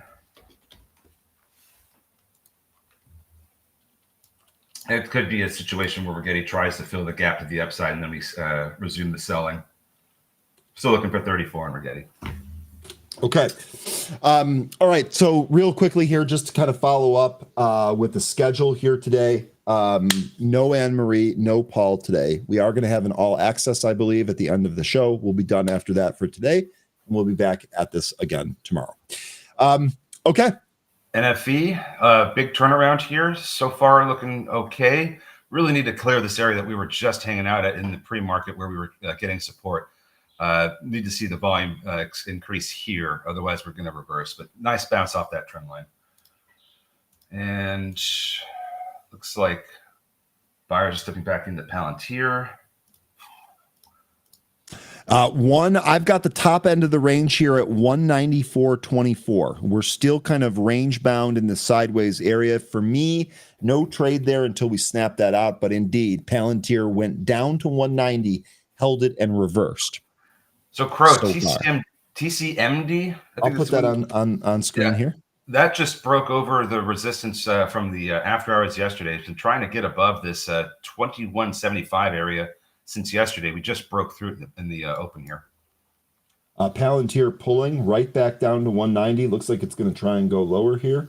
And boy, am I glad we're waiting out the waiting out that open there. And a little back and forth move there.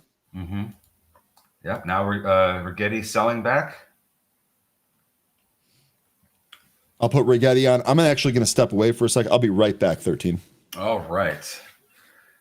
Izzy's asking Ryan, so when he gets back, we'll get an answer out of him if Netflix is a buy yet. Not sure I would be going after really anything for long term yet. I'd want to see some things settle out. Make sure you guys are putting together a list. I'm sure we're going to be hitting it pretty soon. Rigetti selling even more now. Palantir doing the same. Yeah, PLTZ is putting in some work right now. It's been pretty good.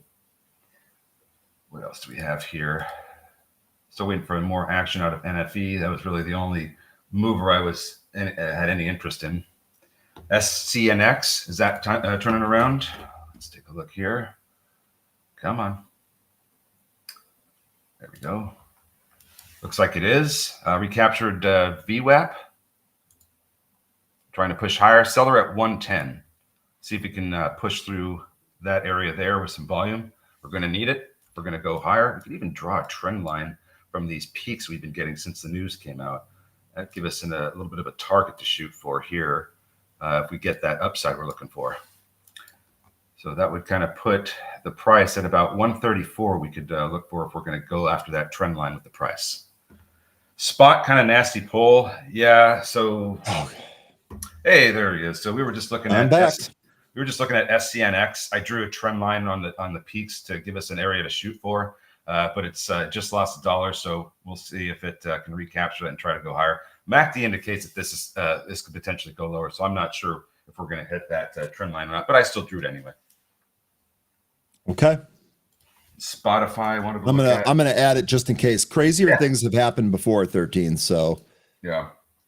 Spotify losing the 200-day SMA yesterday into the earnings and now going lower. That's not great, but I feel like it's going to find some support not too far away from here because this is really starting to get into oversold territory.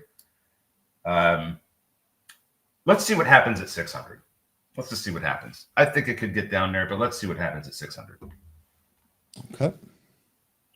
What's the support level for Meta?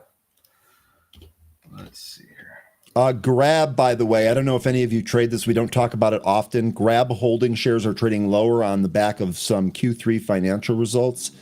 I don't know if they were any good. I'm guessing no, down 7+% here. This is a popular FinTwit name.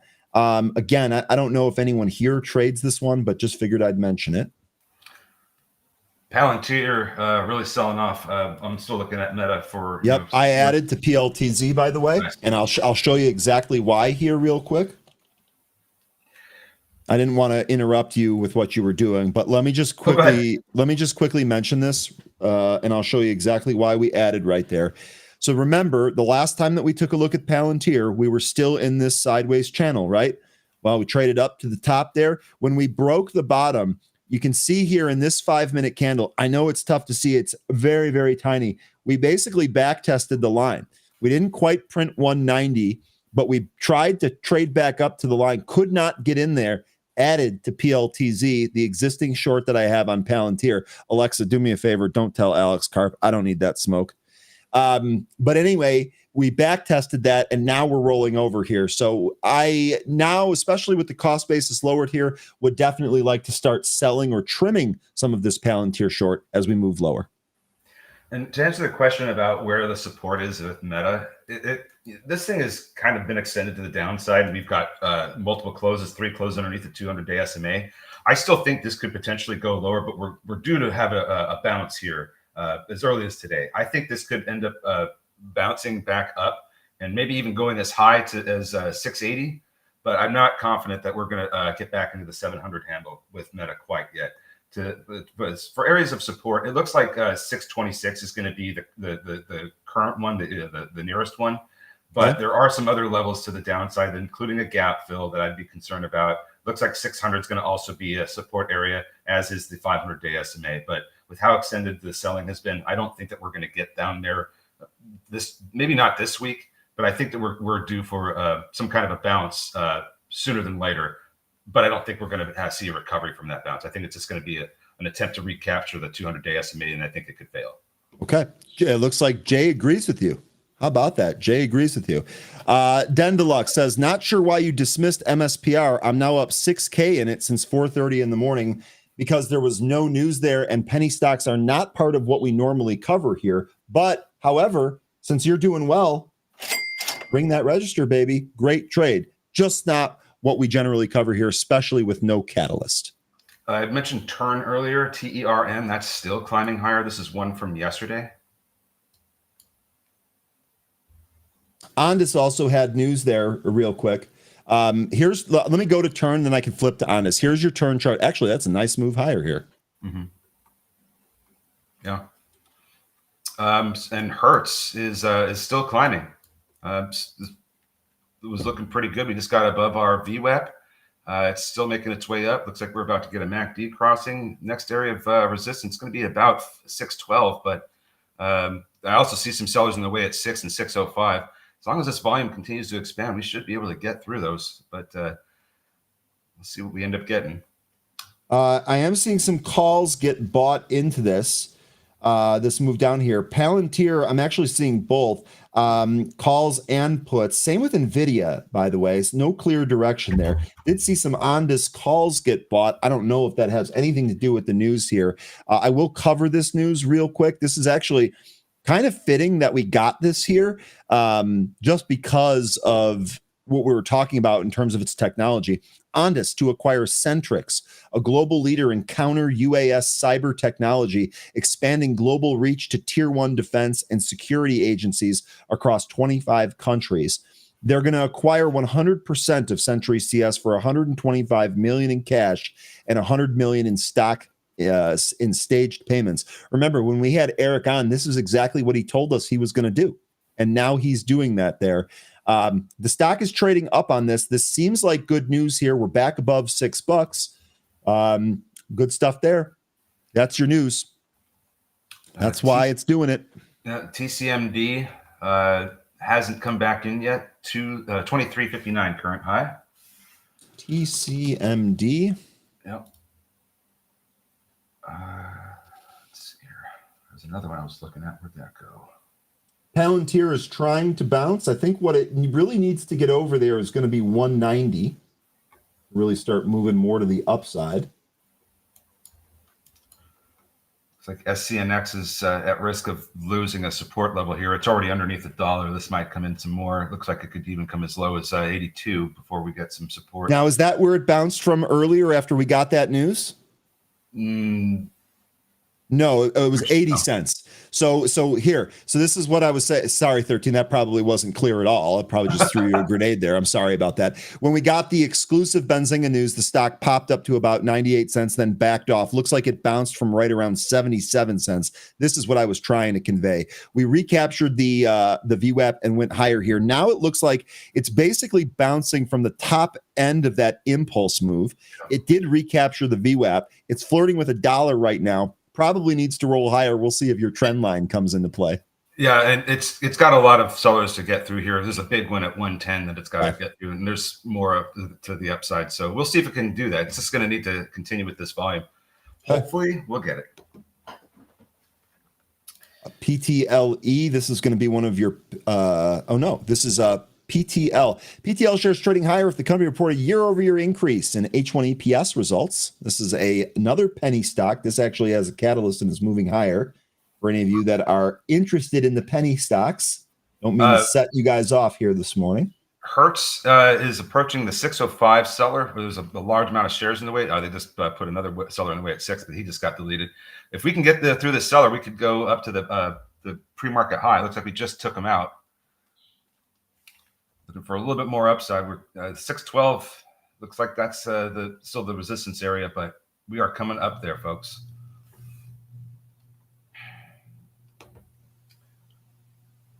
Pfizer acting like an AI stock. Pfizer? By the way, Palantir is still flirting with 190. It cannot break it yet. Where's Tenzin this morning? Apple straight up out of the gate from 267. Looks like it's actually going to 270. So Pfizer had, sorry, go ahead. Pfizer had earnings today, so that's the reason why it's up, and they affirmed their sales guidance. It's it's in a range, but it's on the higher. The range is a little bit higher than their estimate. So sorry, go ahead. It's okay. This is actually, I think I've mentioned this account before. It seems a lot of you do appreciate some humor. Oh, oh no! Did he delete that? Did he delete it? Yeah, I'll get it when it comes back. Pretty awesome poll. I'll share it if it comes back. Looks like he's editing the tweet. I caught it right when it got released there. Okay. Anyway, Iren is flying. That was one from yesterday. Because I had kind of a disappointing day yesterday. See what we're doing here today on Iren. More fun today. Way more fun. Look at this. 6 to midnight right out of the open there. More legs to it. Top analysts bullish on Iren stock after $9.7 billion deal with Microsoft. So there you go. Somebody likes, some analyst likes this. And with the short interest, it's, looking like it could continue a little bit more, but it's only one day to cover. Earnings in 2 days. How's this been trading? Ondas straight up out of the gate on the back of that news. If any of you that are worried about your Ondas position because you do want to hold it, I just want to remind you, big up move like this, if you want to hedge that position with some puts, that makes some sense to me. If you think that this is going to sell off or if you're worried about it. Nonetheless, though, nice to see that move straight up out of the gate. Would love to get back what we lost yesterday. That would be fantastic. Fubo got an upgrade. Thank you, Izzy. Let me check that out. Hertz almost up to our pre-market high. Been pretty good for just being patient, waiting for things to shake out, and then it really has helped us figure out what to trade. It's been working pretty well this morning. Bitcoin's still going lower though. Actually, it's recovering after going lower. Yeah, it did take a move lower, but it recovered that move so far. 13. Yep. Someone asked what's going on with PayPal. Man, the same thing that we talked about the last time we took a look at this. This stock is really having trouble getting out of its own way. Mm-hmm. It cannot move higher here. And actually, this is breaking the support level, isn't it? Was this 65? No, I'm sorry. We're right there. Yeah, 65-ish is the current support level here on PayPal. Looks like that's going to get challenged here today. Mm-hmm. Yeah. Palantir was unable to break that 190 spot so far. PLTZ came into the VWAP and bounced there. Probably not coincidental.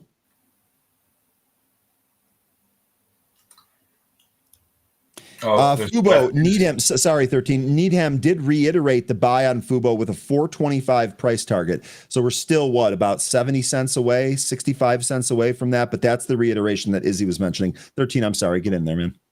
WETH, We Touch, they won a $50 million contract. Is the stock moving on it? With Siemens, yep. It's not moving very much, but it just won a $50 million contract, and its market cap is just a little bit more than 25 million. So do that with and they have a ton of cash. They have a ton of cash on hand. That's the other thing that they reiterated recently. Yep. So do with that information what you will. PLTZ bouncing from its VWAP, and Palantir unable to recapture 190. Looks to be moving to the low here. Amazon is a nice little bounce there. Nice job on Amazon. We were looking at that yesterday for a potential trade. Might have been a day early on that, Izzy. Only thing we need now is for IDAI to get that contract or get a contract. They need to, or if they expand any of their existing contracts too, that would also really kind of send the stock, I suppose. Let's check in on AMD for Jay Harris here. I know you were looking at that one earlier. Okay, so okay. Oh wow, did we really? Did we really what? Let me just look, because it looked like I don't know if we came down to where I was the area I was talking about earlier. No, I don't think we came down that far. Shady 13 was talking about We Touch, ticker WETH. That was the big contract, 50 million versus the market cap of 25. Yeah, so with AMD, it looks like 255 is still going to be a resistance area for this. That was support, ever since it popped up above 255 on the 24th of October. Defended that level for more than a week. And now that we're beneath it, I think I'm going to be looking at 255 as a resistance for the time being. Support should be down around 240 where the 220-day SMA is. Okay. And Hertz, we're just about 10 cents away from the pre-market high. This is just nothing but push up. That was a really good mention on Hertz, man. Matt saying SPY target here 678. We're only 70 cents away from that, Matt. Is that a day trade?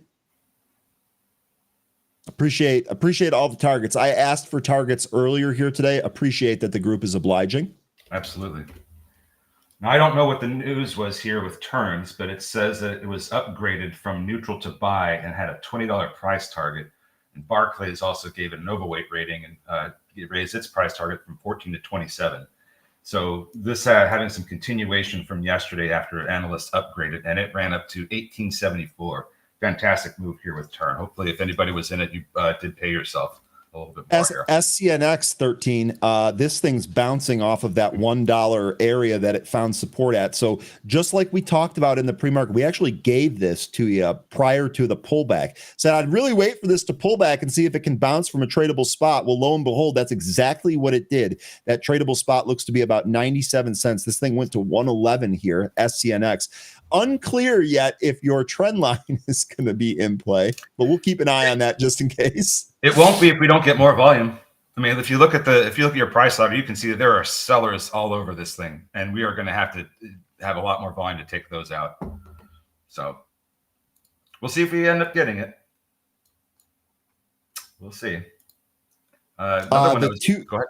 I was going to say the two stocks that are trading on the highest volume in the moment right now are the penny stock that got mentioned earlier, MSPR. It looks like we have a double top here at about 85 cents. And then there was also another one. It's actually fallen off here. It started with a P, though. And then wasn't there, I'll let you know if that comes back up there. I'm sorry, I can't remember that. And then wasn't there PTLD? Wasn't this the one from yesterday? No, that's going to be a Palantir. I'm getting all these tickers from mixed yesterday. Up now. There was that big mover yesterday that started with a P. We talked about it. What? FIO? PHIO? No. It happened later in the day. Gosh. PLTE is the other penny stock. Thank you. Thank you, the veggie girl. Here's your other penny stock. This also trading with some pretty high volume. This one is the one with the catalyst. Looks like this stopped at 45 cents. So 85 cents and 45 cents, the two levels of note on those penny stocks that you guys are looking at here today. Yes. PLRD. Jerry. Thank you, basketball. PLRD. This was the big mover yesterday that happened in the in the afternoon, right ahead of the close. Yes, Disney-owned channels are still off YouTube TV. You had to watch ESPN's use ESPN's app yesterday if you wanted to watch the game if you were streaming. No comment. Hertz at the intraday high now. Charlie? HTZ up 28.5%. Why does this happen every time, guys? I don't get it. I don't get it. This one from earlier this morning that was mentioned, TCMD, this is still hanging out here above the VWAP. Volume has kind of left it, but it hasn't broken down yet. So I'm just waiting to see if we get another move higher here with this one. Hertz, it's just a few pennies away from its pre-market high. Fantastic move here. NFE, so this one really couldn't get going. It's losing at 65 EMA. It got as high as looks like 170 in the regular session, but we are heading towards the 200 EMA. This one here was the one I was talking about. This is why I wanted to bring it up. This thing ran right ahead of the close yesterday. Actually gave a pretty good trade on that volume expansion. Really kind of bled everything back. Popped once here in the pre-market. Folks in Benzinga were trading this morning, but look at this big leak. We're basically round trip that entire move. PRLD. Thank you for the reminder on the correct ticker there. Appreciate that. I'm going to go back to Hertz because it looks like, we took out the pre-market high there on Hertz. Boom. Jay says PLRD. Did they think that they were buying Palantir? Well, I don't think so because it was PRLD, but I've done that.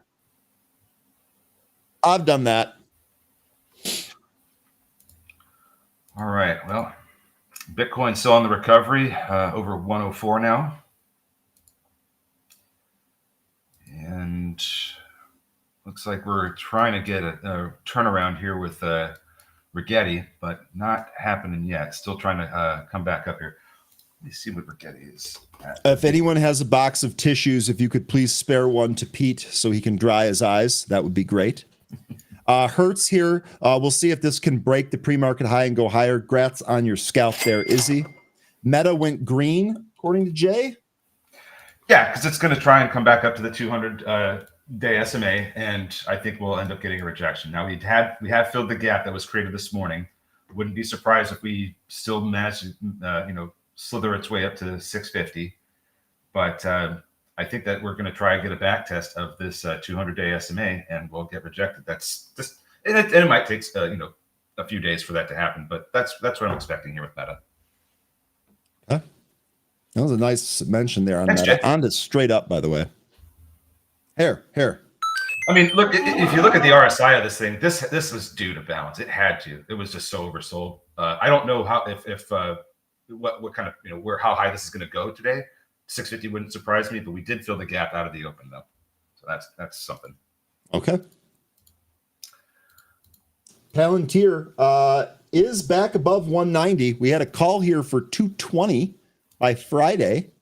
We'll see if we end up getting that. Palantir trying to reverse here. 185.56 was the low print. Brian says, looks like this was a big bear trap. This is why that was literally my opening comment of the show here today. I wanted you to think about that and not get too carried away here. It is early, so maybe we don't want to make an official call on that, but so far this market has traded up out of the open. Kenneth says Tesla calls. And you know what, Kenneth? I was actually watching the unusual option scanner here earlier. I did see some on Tesla, but they were both directions. There was no direction that I could discern from the sweeps there. Looks like the last aggressive buy here was in fact a call sweep. Let you know if I see any more on that. Which calls did you go for, Kenneth? And I'm assuming that that's a short-term trade. You know what happens when you assume, though. By the way, Bitcoin bounced off that initial pull you talked about, 13, ended up going higher from it retraced the move lower and has ended up going higher from there. Palantir still continuing to trade to the upside. Iran, this is has been on a run this morning, but I think it might be coming up to some resistance. If you look at a 5-minute chart and have both of today and yesterday in view, you can see where the price action from yesterday is potentially going to create a situation of resistance for Iran. Particularly at 70. I think 70 might be a big spot for Iran to get through here. You see what I'm talking about there? Yeah, absolutely. I mean, this was a big spot yesterday, too. Mm-hmm.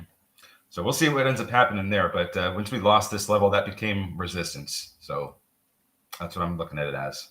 Okay.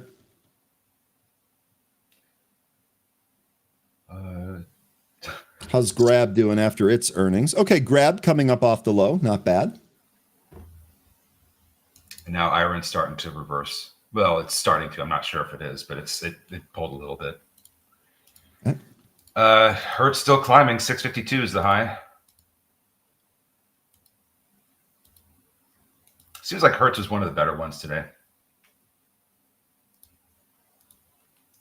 Turn, I don't think is going to turn around quite yet. It's still getting some pretty good support from VWAP, but the volume is really starting to fade away. Looks like we are kind of getting a little bit of curl in Rigetti here. I don't know if we're curling to the downside quite yet.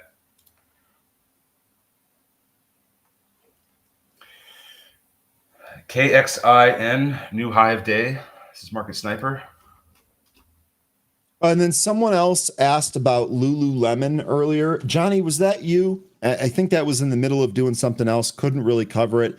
Asking about Lulu. So here's the thing. So obviously we had that big pop on the NFL leggings. I don't know what that's going to do for business.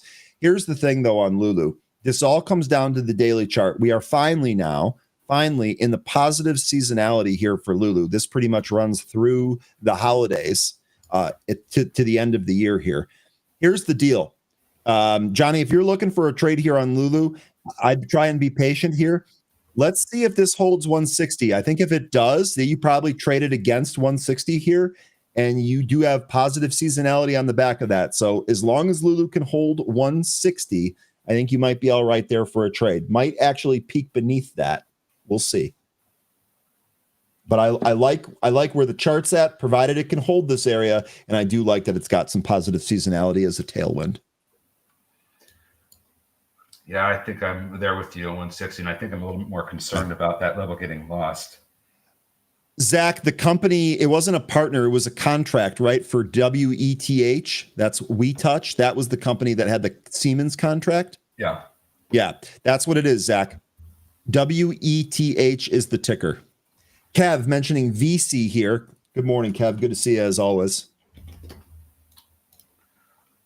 So Hertz above that pre-market high. VC looks like it's holding that 65 EMA. Can it recapture the VWAP? It is right at the 200-day SMA. God, whatever happens today, if we're going to continue to go higher, we're going to need to see it close above it. What happens intraday, that's for y'all to trade. But if we're going to go higher tomorrow, I think we need to close above the 200-day SMA. And is it safe to buy CMG now? Let's look at the chart. I was going to say, this has been a really, really tough one. I understand the question here, especially as somebody that likes Chipotle. I definitely understand the question here. How good do you feel about the downtrend kind of being over? I don't. That's perfect. That's the exact answer that I thought you were going to give me.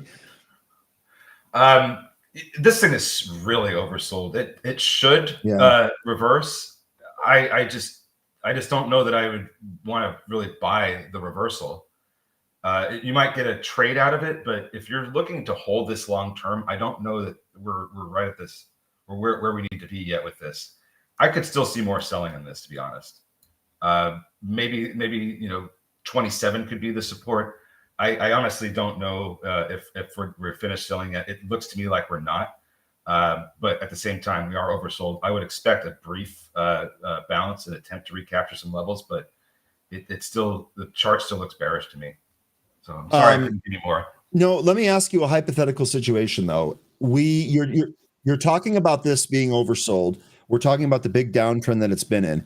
If Chipotle were to really kind of like flush, would you be interested in trading it for a short-term bounce? Just oversold conditions, really beaten down, end of the year, maybe a tax harvesting name. What do you think on that? If it flushes from here, I think I would. Okay. I think I would. I think it might be cheap enough to where the valuation makes more sense and the PE ratio makes sense. Got it. But if I was going to do something like that with this, I'd want to have a better understanding of the financials and know more about the company. If I was going to do something like that, I think that's Zach saying, shouldn't Chipotle do well for the holidays? I would imagine a very inexpensive excuse to get out of seeing your family. Yeah, that makes a lot of sense to me during the holidays. I kid.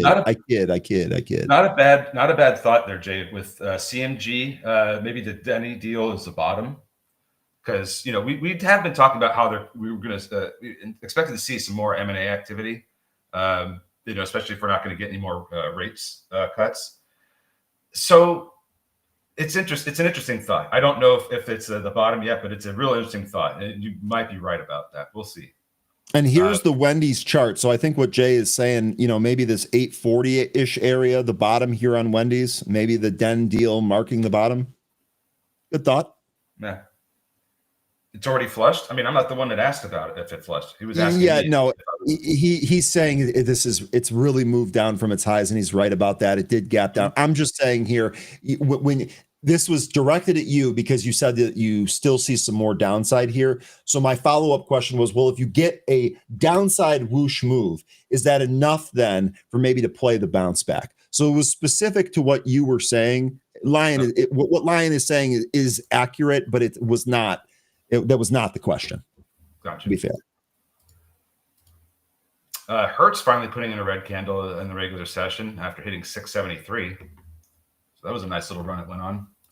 SCNX getting absolutely hammered. 3 red candles now. Hopefully this is the last red candle before we try to see some recovery.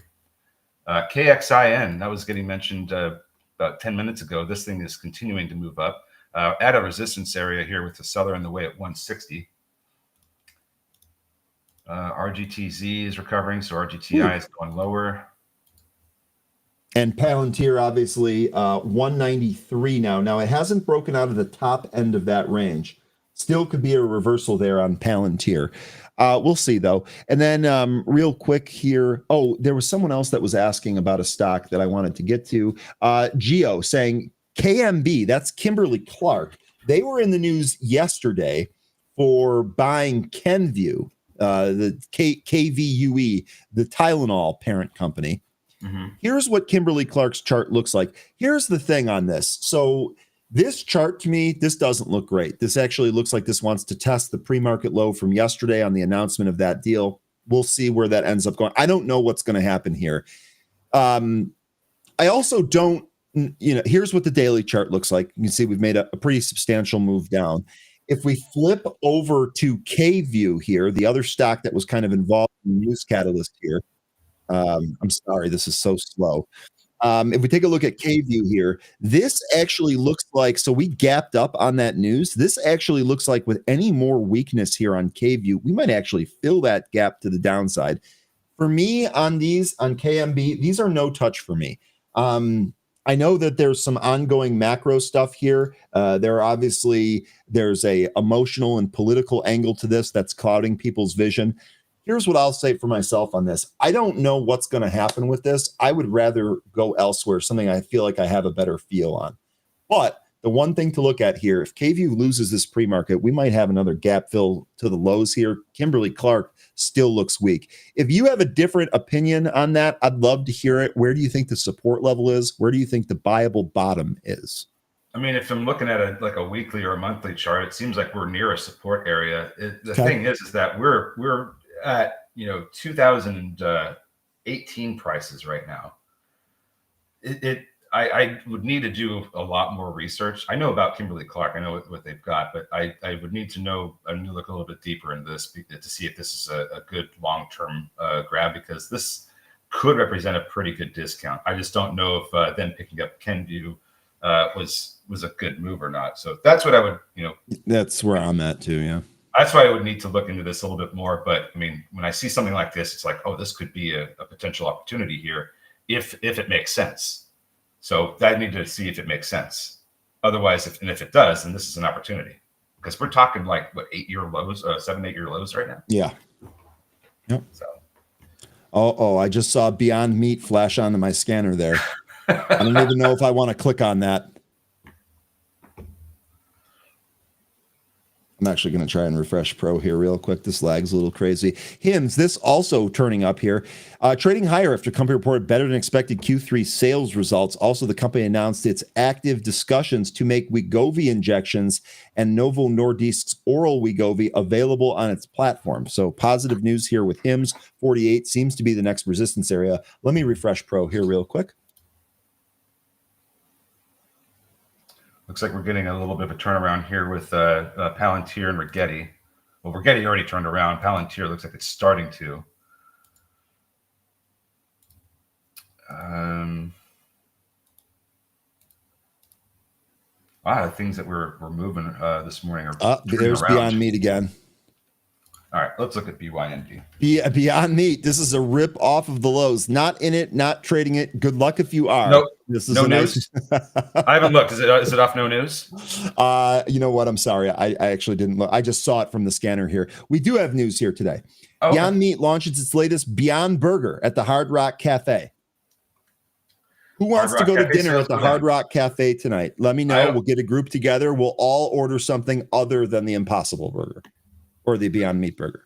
I'll take the Possible Burger. Broadcom getting mentioned by Marty. AVGO.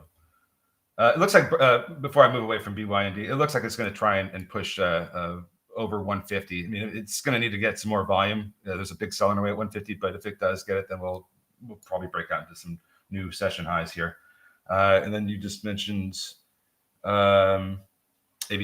So let's look here. AVGO. Joe's saying it's interesting that Ondas is up on acquisition news, which usually isn't great for a stock short term. Am I wrong about that? No. In fact, a lot of the times when we see that a company is buying another company, the company that's doing the buying ends up trading lower. I think what's going on here, first of all, they're clearly trying to ramp their capabilities and their drone production. And I think what you're seeing here is you're seeing a number of buys done with the cash that they've spent all this time raising. So I think you're seeing an effective use of the cash being raised. I think the other thing that you're seeing here is there's still speculation. Like, is that actually going to bleed through to the final product and thus the bottom line for the company? I think so. We'll have to wait and see. I think its earnings are going to be important there. I got you, Len. We're on the same page. Crow says not even Sydney Sweeney can save Beyond Meat. That's saying something. I don't knock it till you try it. I mean, not Beyond Meat, Cindy Sweeney. I think I think she could. I'm not even going to touch that one. I honestly think she could. I honestly think she could say Beyond Meat, but I don't think they're going to do that. Of course not. But I think she could. She's got that appeal. VIX, by the way, we talked a lot about the VIX recently. That actually hit a high of 2048 in the pre-market. It's down from the open. You guys with your minds. It's fine. I knew that was going to end up happening. It's fine. Yeah, you knew it when you said it. That's one of those where right when it comes out, you think to yourself for a split second, can I grab that and bring it back in? And you're like, no. We're gonna let that one breathe like a nice Barolo. We're gonna open the bottle and let it breathe on the table. You ever try to get a cat back in the sack? It's not going to happen. I mean, all I have to do for that is I show my cat an empty box and he jumps right in it. So it's not a sack, but similar. It's like a box with less rigidness. Anyway, we're getting. You Beyond, did, not me. Beyond Meat coming back down to its VWAP. KXIN, this is still trying to push over 160. It might get it here with a little bit more volume. TCMD, this has been going sideways after hitting 2380. Hertz might make another regular session high. We're at 665. The session high is 673. Palantir is also turning around, going lower, and Rigetti still continuing lower. Well, I wouldn't be terribly surprised if we see action on both sides of Palantir pretty much all day, to be quite honest with you. Real quickly here, the results from the poll. Is this a bear trap? Yes, we will bounce back. 46% of the vote. No, we're probably going lower. 31% of the vote. And not sure, that same 23%. Unbelievable. The same people voting for not sure every day. VIX at 18. When's the last time we've had the VIX up there? It's been a minute. Let me look. Yeah, VIX hit 18 at the high yesterday. Yeah, 18 and change at the high yesterday. It actually broke 18 on Friday, but it backed off of that spot both times 13. Now what we're doing is we're pulling back towards 18 from being above 20. So we'll see if 18 marks the short-term bottom. Oh, so 20 is where we're coming off of. Okay. By the way, you guys, this has nothing to do with stocks, so I'll make this very, very brief. 13, when you asked me if I was watching the game yesterday, when Stephen A. Smith appeared in Jerry Jones's box, LOL, I still can't get over it. I was watching a YouTube video on a $56 million condo unit in New York in one of these high-rise buildings that's new. I think it's like the Steinway building or something, old piano company. I swear to God, I don't understand. The views were incredible. Like the view from the great room basically overlooks Central Park. It's got one of the best views of New York I've ever seen in my life. I was watching the YouTube video in the safety of my home on my couch, and I was getting anxious from the heights. I don't know what's going on with me, but as I get older, I get more and more concerned about heights. I swear, this place, as expensive as it is, my God, I'm literally like, I could never live here. I would be scared every day. Like, it was crazy. Parachute ticket base jumping. Man, oh man. I mean, you might have to have an emergency parachute in the Yeah. closet just in case. Buy a parachute, take up base jumping. Make sure you've got all of your exits covered. Hertz, by the way, over 680 now. This is still climbing. Fantastic. Yeah, this was, you know what? This was actually a good trade on that move back through the VWAP. I'm not, heights are okay with me. It's when I'm at the edge of something and I'm looking down. That's the one thing. I'm going to try and find you this video just so you can like have a frame of reference. I'll share it with the group if I do find it. They had a terrace this was the penthouse of the building. They had a terrace that you could walk out on and you could literally look over the edge and it was straight down to the street. And I'm just like, I can't do it, dude. I cannot do it. Oh, Ryan, I have a fear of driving over bridges. You're not the only one with that fear. Producer hates heights, except for market heights. Okay. I like that. You're not alone. The older I get, the more I hate heights. Okay, Edward, that's good. At least I'm not alone in that. I thought maybe that was just a deficiency for me. Oh, man. I'll find you that video, 13. I'm sorry for digressing down that road, but man, oh man. I'm like just now I'm like getting worked up thinking about it. Well, we're experiencing fear in the market and fear in Ryan today, folks. That's not a good place to be. The market, however, I'll tell you what, market's doing a better job than I am, though. Market is trading up here straight from the open. Basically we went higher across the board here. Dow actually looks like it still wants to hunt a level higher. Well, we'll have to wait and see what we end up getting tomorrow because I have a real concerning sense that the market's not going to. I don't want to predict about what the Supreme Court's going to do, but I get the sense that the market's going to react to whatever comes out of those hearings. And if it's bad, if Trump has to stop with the tariffs, then there's other levers he can pull. But I think the market's not going to react too positively to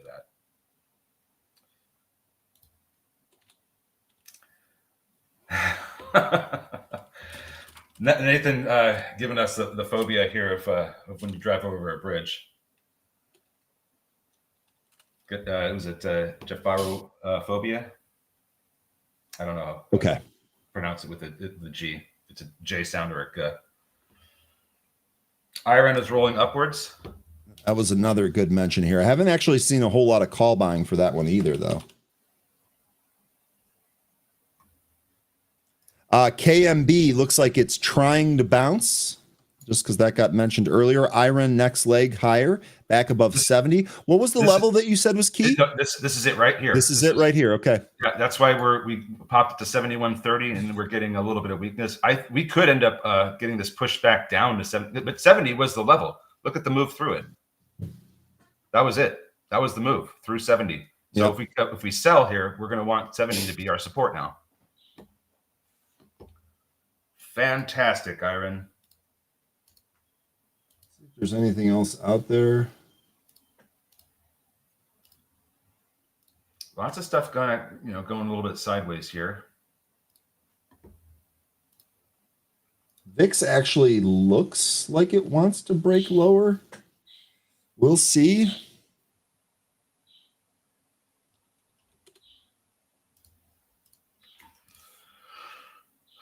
Hertz about to hit 7. Let me look at the daily chart, see where this has some resistance.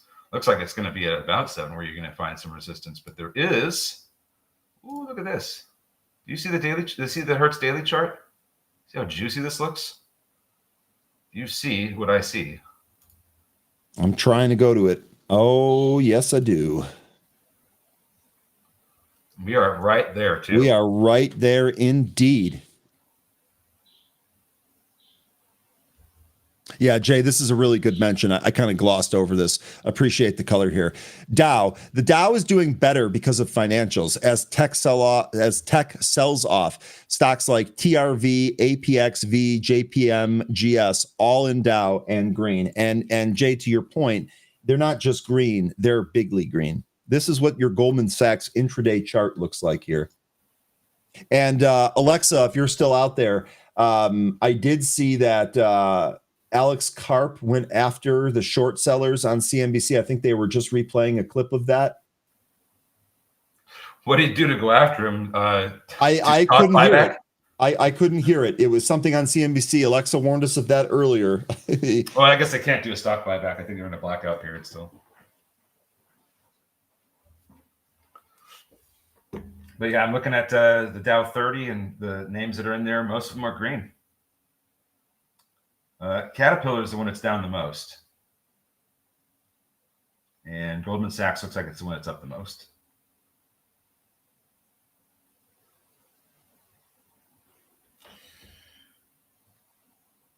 And you know, producer, when you have a CEO that's charismatic like that, it makes people want to buy the stock more. He's one of the two biggest promoters.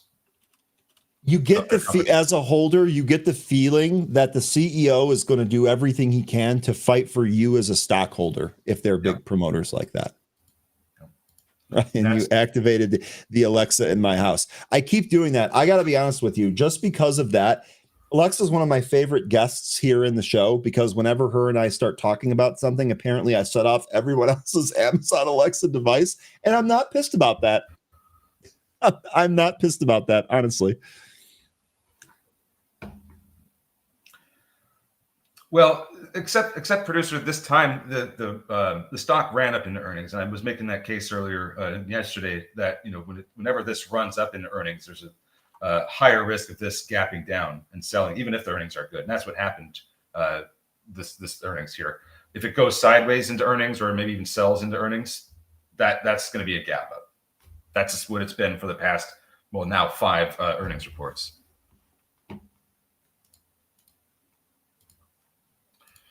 And what is looking good right now? Is KXIN going to finally get over 160? Or are we going to continue to compress up here? Let me bring that on screen here. KXIN.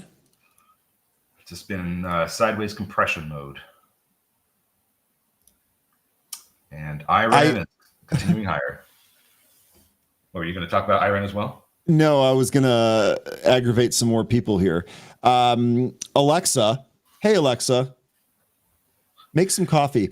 Just kidding. Yeah, that's the reason I mentioned it. He called short sellers, he meaning Alex Karp, called short sellers like Burry not smart. LOL. Alex Karp was unhinged. I kind of, I might go back and watch that then. He's just talking shit now. I don't think Burry's a I'm making the Alexa brand great. Together we will make it great again. Oh gosh. Good day. Good day. Whenever you're laughing this early in the morning, gotta be. IREN over 72. It's on a run. IREN calls coming through literally just as you said that. 75 calls. Those are the calls here for this week too. So looks like short-term option players playing IREN to the upside on this move. Mo saying that Hertz could pull back to 2.5. So to 620 to 650.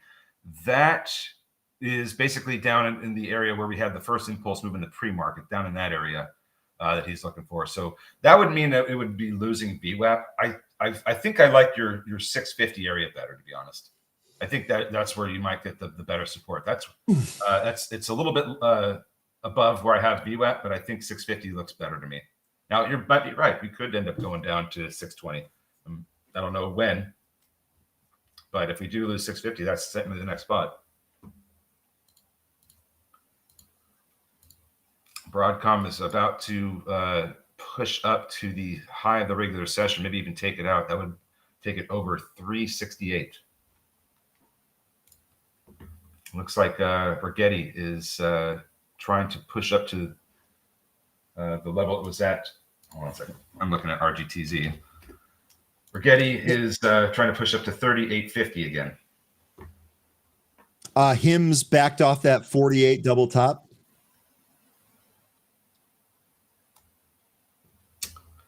Sphere, this got a squawk just now. Someone bought that. Let me check the transcription. I couldn't hear it. Beyond Meat testing its 200 EMA on the 5-minute. If it loses this, I think that we're going to probably say thanks for the fun, and we'll see you another time. Looks like Palantir is about to break out to the upside. Here, this is a nice move to the upside. Yeah, Palantir needs to get above, let's see, 194, right? Let me go back to here. I think I've got the range on my chart here real quick. 194 and a quarter is what I marked off there. So maybe call that 194. Ruby, you guys are mentioning Ruby, RUBI. Oh, I'm a little late to this one. Sorry. Good mention. You know what? Good mention here in the chat from you guys. I'm sorry I was late to this one. Wow, Ruby halted. This is going to be your second halt to the upside. 120 on Ruby, RUBI. So when something breaks out and it's a blue sky breakout because there's no price action above it, what do we call something that breaks down and there's nothing that beneath it? Like it's making new all-time lows. What do we call that? So you're saying what's the opposite of a blue sky breakout? Yeah. Oh, be something breakdown, down to the ground breakdown. Oh, you're dropping bars now. I mean, I'm just doing the best I can out here. I mean, I did have a very short career as a hip hop artist. Cool. No, what was your rap name? No, I didn't. Private Ryman, but I didn't actually. I can make jokes all day. I'm not actually a hip hop artist.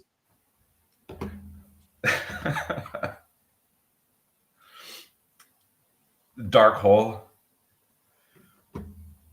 What is it? Where's crows? There's abyss. Is it the abyss? Okay, so it's now trading into the abyss. You guys ever see that movie, The Abyss? Yeah, that was a good one. It's a classic. That is a classic. Crow giving us a Mariana Trench mention here. Didn't have that on my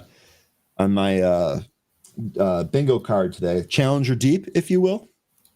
And by the way, that movie was absolute production hell to make.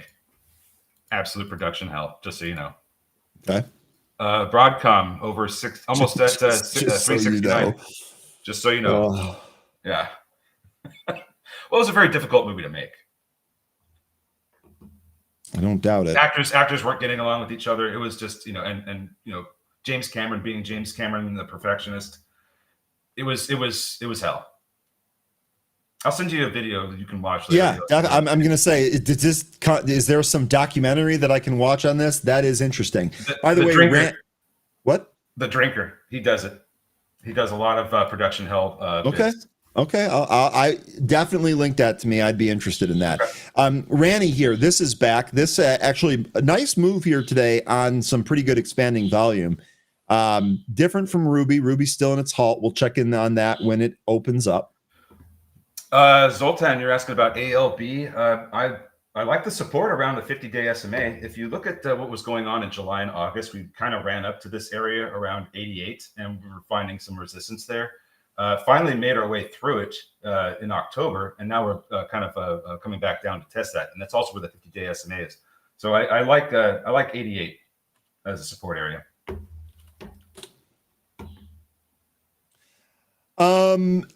Does anyone out there release notes for Thinkorswim? Does anyone else out there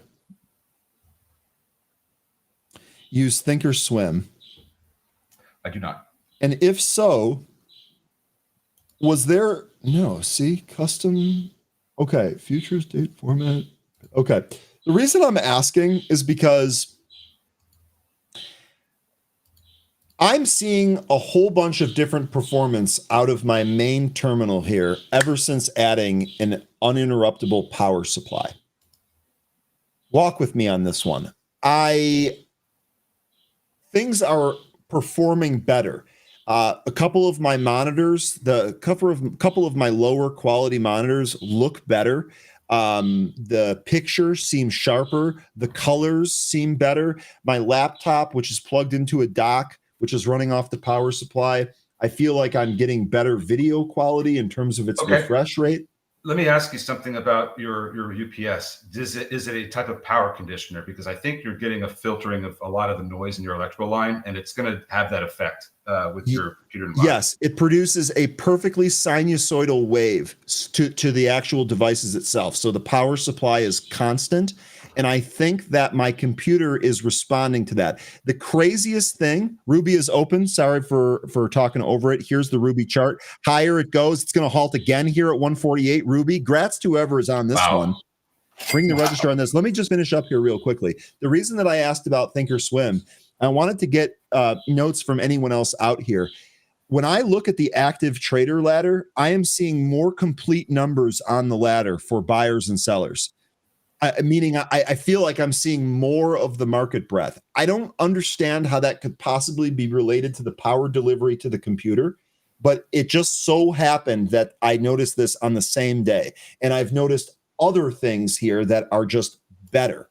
Like the power, the sinusoidal power wave. I used to have this audio, even when I had my speakers on, but no sound was being played, you could hear like audio on the line, and it's gone now. And I'm just wondering if anyone else, like, did Thinkorswim have an update?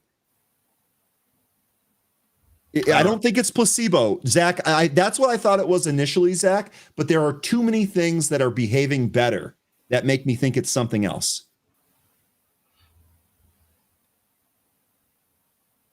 Bullish batteries. Big B says the UPS will power regulate so that the things connected to it are getting the right level of electricity. That's what it feels like is happening. And I'm toss updated to level 2. There you go. So the update on the toss level 2 has nothing to do with the power supply, but there are some other really good benefits from it. I highly recommend this to everybody. If my power goes out, the stream will go on, at least for 20 minutes or so. Test other applications. Watch a video on your computer. See if you notice any differences there. Is the contrast better? That typically is one thing that you'll notice right away, is that you'll have deeper blacks if the contrast is yes, that's correct. That's already happening. Yes. Getting the effect of having a power conditioner UPS. Yeah. Do I mind telling you what brand? No, not at all. It's the CyberPower 1500 VA. But you guys answered my question here. You guys are telling me that there was yeah, same one you have. You guys are answering my question though. Thinkorswim did an update. They updated the level 2. This is in the books. Thank you, chat. Thank you, chat. Hertz still trying to push up to 7 again. On less volume, but it's trying to move up there, and we are at 10:30. So volume in the market is going to be lessened for a time. Might see some of these come back later on in the afternoon. We did see a lot of that yesterday. So if you're looking to trade later on, don't take these off your radar. Keep them on your watch, and they might provide some opportunities later on in the day. Here's the exact I have the best producers in the business. They're up and comers here at Benzinga, but I'm telling you, they're the best. They linked me the exact power supply that went into my home here. I threw it in the chat for anyone interested. The level 2 update was much needed. Voodoo, facts. Like, I feel like I'm seeing more of what's going on here. I also feel like the response is a little bit better. That might be placebo. To Zach's point, that one might be placebo, but I feel like it is just totally behaving better, and I like it. KXIN finally got over 160. It only went several cents, but it finally had that breakout move. And looks like TCMD is still trying to take out 2380 that it made earlier this morning, but I don't know if it's going to get up there very soon with the volume being what it is. KXN, just nice little pop there. It looks like it's going to back test it, but it holds. Lily, another big move up here on volume. This has been a great mover recently. This is 100 points in like a week on Lily. I wish I hit this one, man. Wish I hit this one. What a move here on Lily. Harvey saying, I'm seeing much more accurate and larger numbers on the active ladder on toss. Me too. Okay, so that's got to be from an update. Thank you, chat. You guys are the absolute best. I haven't said, guys and gals, sorry. Anything really kind of hitting anybody's scanners? It seems like there's just a real big exit of volume right now. I'm not seeing anything that's really interesting. Even these pennies kind of slowed down a little bit. I guess CAP, the only thing that I really see going here, this is going to be this Ruby. This is halted a third time now, 148. Crow, this was a great call. I'm sorry I got to it late. This was a great call, though. All right. And the Ruby's halted right now? Yes, correct. Okay. That is, and the halt time on that for anyone interested, 10:28:09. So actually, right now it should open. Let's see if it gets to five. one. Let's see if it gets to 171. That looks like the next resistance area, and then you get even thicker resistance as you go a little bit higher. Might get into the 2 handle, but between 2 and 3, there's a lot of consolidation that could cause problems for Ruby. But let's see what happens out of the halt. I would think if we're going to go higher out of the halt here, 171 would be the next spot. Good question here. Green sleeve. I'm just going to call you green sleeve. Question: what would you do for a halt trade like Ruby right now to protect yourself? Okay, so if I'm in this and a stock halts like this, I would love to try and sell a little bit above the halt price. So maybe 150 or a little bit higher here. My hope is to try and scale out of this. Now, if you took a small position, if you understood that this was super risky and you were just looking for some quick gains, I don't think there's any, given the move here from 82 cents to $1.48, no problem with closing the entire thing.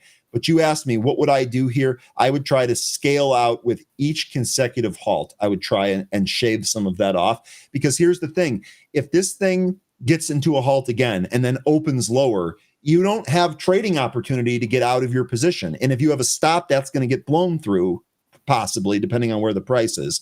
So I would utilize these halt resumptions and the clear buying interest that we have here to maybe kind of scale out of that a little bit on each halt.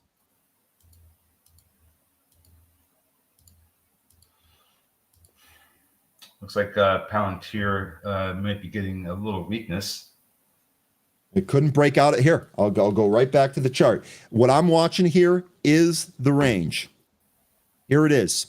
So it, you know what? It actually peaked above that. Let's see what happens. If it can clear out of this, look, remember, we got a move down, a back test, and then another move down. Now we're back into the range. Now it looks like we're trying to break out here. So maybe this is the back test here of 194.25. If it goes higher than this, I would say if this goes above 195, we'll cut the PLTZ ad. Although I still think that this might roll over here. Look at the price action from October 29th and 30th. That's the concern that I have right now. A lot of sideways price action. A lot of people just kind of sitting out here, probably waiting to unload their shares. They just want to get out at this point. Maybe they don't. I don't know. But I think that you're seeing this supply up here cause some problems for the current upside that we're experiencing. So that might put some pressure to the upside until it gets through it. And that's not going to be until about 200. Okay. We'll see on Palantir. Oh, Felicia, you're cracking me up with that. I think Felicia's delayed. Felicia, we talked about that a while ago. You might need to refresh your stream there. I think you might be a little bit delayed. But I'm glad I'm not the only one that gets more afraid of heights as I get older here. She'll catch that message in about 20 minutes. I know. Anyway, let's see what we can find for a trade here. NFE, that pretty much gave up everything. And you know what? I think it probably would just be fine to just not trade anything right now, since the volume has really left the market. There might be something. I mean, like, look at Beyond Meat. It's trying, but I'm not going to touch that.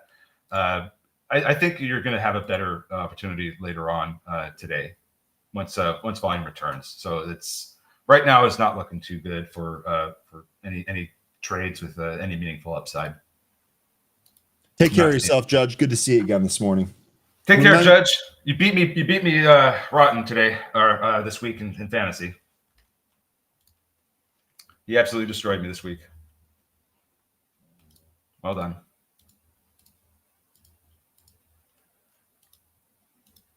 All right, so still getting a little bit of a climb back up here in RGTZ, but man, I got to stop looking at stuff because it seems like there's some setups happening, but the volume just isn't there with any of these things. Yep. Netflix is trading back up. Izzy, did you ask if I took a Netflix long earlier today? I can't remember if you were asking that. The answer is no. Netflix did a peak above its 200 day. Let me go to it here. I'll give you the visual aid. Netflix did a peak above that 200 day, but it was not convincing. First of all, one of the things that I had told you here is that we really need a close or several above the 200 day. We got zero. So on Friday, it closed just shy of the 200. Yesterday, it went above and then reversed and closed lower. Today, we're still lower. I need a very clear path here to tell me that Netflix is going to go higher, because I still think 13 is on to something with your levels lower here. What did you have? 1060, 1080, and then all the way down to 1,000? Yeah, my thing is I could see this coming in at somewhere between 1060 and 1080, but I would not be surprised if this went down to 1,000. Okay, so there you go. So Izzy, to come full circle on this, if you will, this 1124 and a quarter spot, we want to see at least one close, hopefully more than that. That should tell us that we're looking at a possible gap fill up towards the highs and a move higher. We have not got that yet. That long trade has not triggered. You guys mentioning that Ruby is open. Here's Ruby again up to the 180s. So there you go. So whoever was just asking me, what would you do here? Hopefully you trimmed a little bit more. The stock is up now 162%. Yeah. That was a great, and you know what, Wes, you're absolutely right. That was a great call by Crow earlier. Went through my 171 area. We're 10 cents higher at the area from the 29th of October, where we had this intraday peak. That's where we're at right now. So that could be the resistance area out of the gate here. At some point, we're going to get some selling in Ruby. People are going to just jump out. I agree with you, and that could happen as early as the next unhalt. Which is another reason why I think scaling is the way to go. All right, folks, I'm going to get the bills paid here real quick. We do have an all access coming up in just a few minutes. We're not done yet, but as we are looking to wrap up 2025 with more clarity on the markets, don't miss Direction's final live boot camp of the year.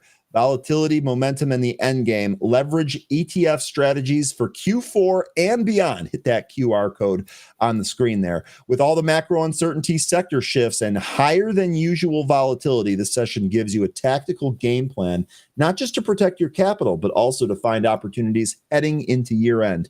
You'll hear from Gianni DePoci, who I have very high regard for, and Elliot Wellenbach, two pros who know leveraged ETF strategies inside and out. It's happening Thursday, November 6th, 11 a.m. Registration is free, but the spots will go fast. Scan that QR code, folks.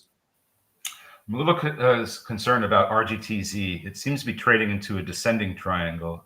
It could also be, just getting ready to do a breakout, but I'm a little concerned about RGTZ. I think there could be an attempt to squeeze Rigetti higher.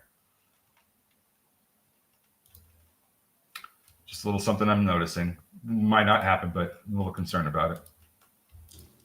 All right. Alexa, can you share some insights on Amazon? Hey, Alexa, open up the Amazon app and add a bunch of things to the cart. So here, some insights on Amazon. So first of all, I'm definitely bullish on this as a company. What I'd like to see here, what I've kind of been waiting for here on this recent move, we got asked about an island yesterday. What I'm kind of waiting for here on Amazon, a back test here of 245. A hold here of 245 would be really glorious. It's going to get a little shaky, right? Because if we break that, you probably are going to look at a gap fill down here to what? What was this? Down here at 225-ish. But I think as long as we hold this here, we might not get it with this pullback here, or with the move higher here today, excuse me. As long as it holds 245, 244 here, I think I like this higher. Full disclosure, I'm going to be doing some Christmas shopping this season at Amazon, if that matters. Amazon and Costco are going to be the two spots that I go to.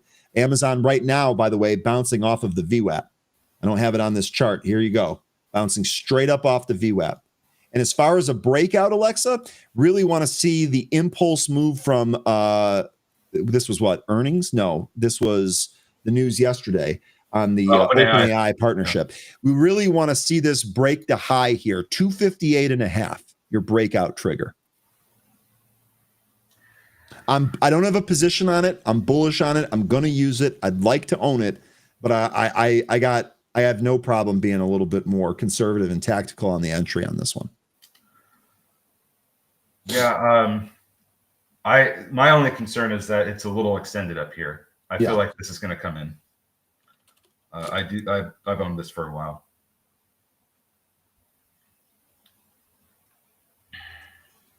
Netflix back above 1100. It's got another 20 points before it can close above that level. Ondas doing a good job holding near the highs. All in all, not terrible. Not a terrible day here today. No, it was much better than yesterday. Yeah, I would agree with that. We'll just have to see how the rest of the day goes, because it could be muted like yesterday was. Indeed. But so far, great call on Ruby from the group here. Crow, we missed you. I'm glad you were here today. This was a really good call here on Ruby. It was a good call earlier on Hertz. That was actually pretty good. Yeah, Hertz coming up. Hertz having trouble with 7 right now, and there are some sellers in the way there. So maybe after the lunch hour is over, this trade's a little bit better, but I'm not sure we're going to see a whole lot more upside right now.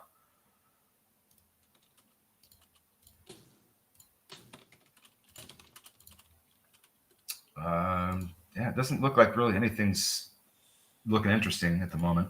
All right. You know what we're going to do then, 13? It is about time for All Access. We got Dan ready here. So why don't we give some closing words for the group? You know what, folks? This was a much better day today than yesterday. A lot more laughs. I had a great time. Let's come back here tomorrow. Hopefully, Supreme Court's not going to cause any problems for the market, but just keep that head on a swivel in case they do. So until then, folks, stay green. Have a good rest of your day, and I'll see you tomorrow. Goodbye.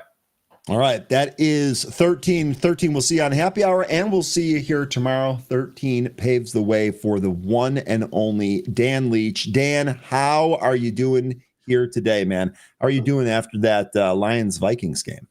Well, listen, it's great to see you, Ryan. I was going to say I'm not doing as good as the Bears winners of 5-6. I mean, listen, I got to credit where credit is due. The Lions are, like the Chiefs are a great team off the bye under Andy Reid. The Lions are not a good team off the bye under Dan Campbell. All the other stuff is great. Not losing back-to-back games for 4 years or whatever it is. All the, the great, talent and success they've had. They're bad off the bye. So credit to the Bears, who probably lost that game 6 times and then should have won it 16 different times. Dan, you've been around sports for a long time. I cannot convey to you with words the range of emotions that I went through during that game. All I can say is that I'm glad I was celebrating a victory Monday yesterday. You could have said you were probably stuck in a glass box of emotions. I got to get out. I broke the glass on like all sides. Like it was wild. It was wild. Anyway, what do you got coming up for us here on All Access? Listen, really excited. We're going to have my man Eric Desogna, the founder, president, and CEO of Nouveau Graphite, back again. He loved it so much last time. He's back for more. So looking forward to talking with him. I absolutely love it when the CEOs double dip. Dan, let me get out of your hair. See you later. Love you, my man. And hey, Zingers, and welcome to All Access. I've got a wonderful guest for you today. It is Eric Desogna, the founder, president, and CEO of Nouveau Graphite. Their NYSE ticker is NMG. He's joining us for an exclusive talk today. All Access starts right now.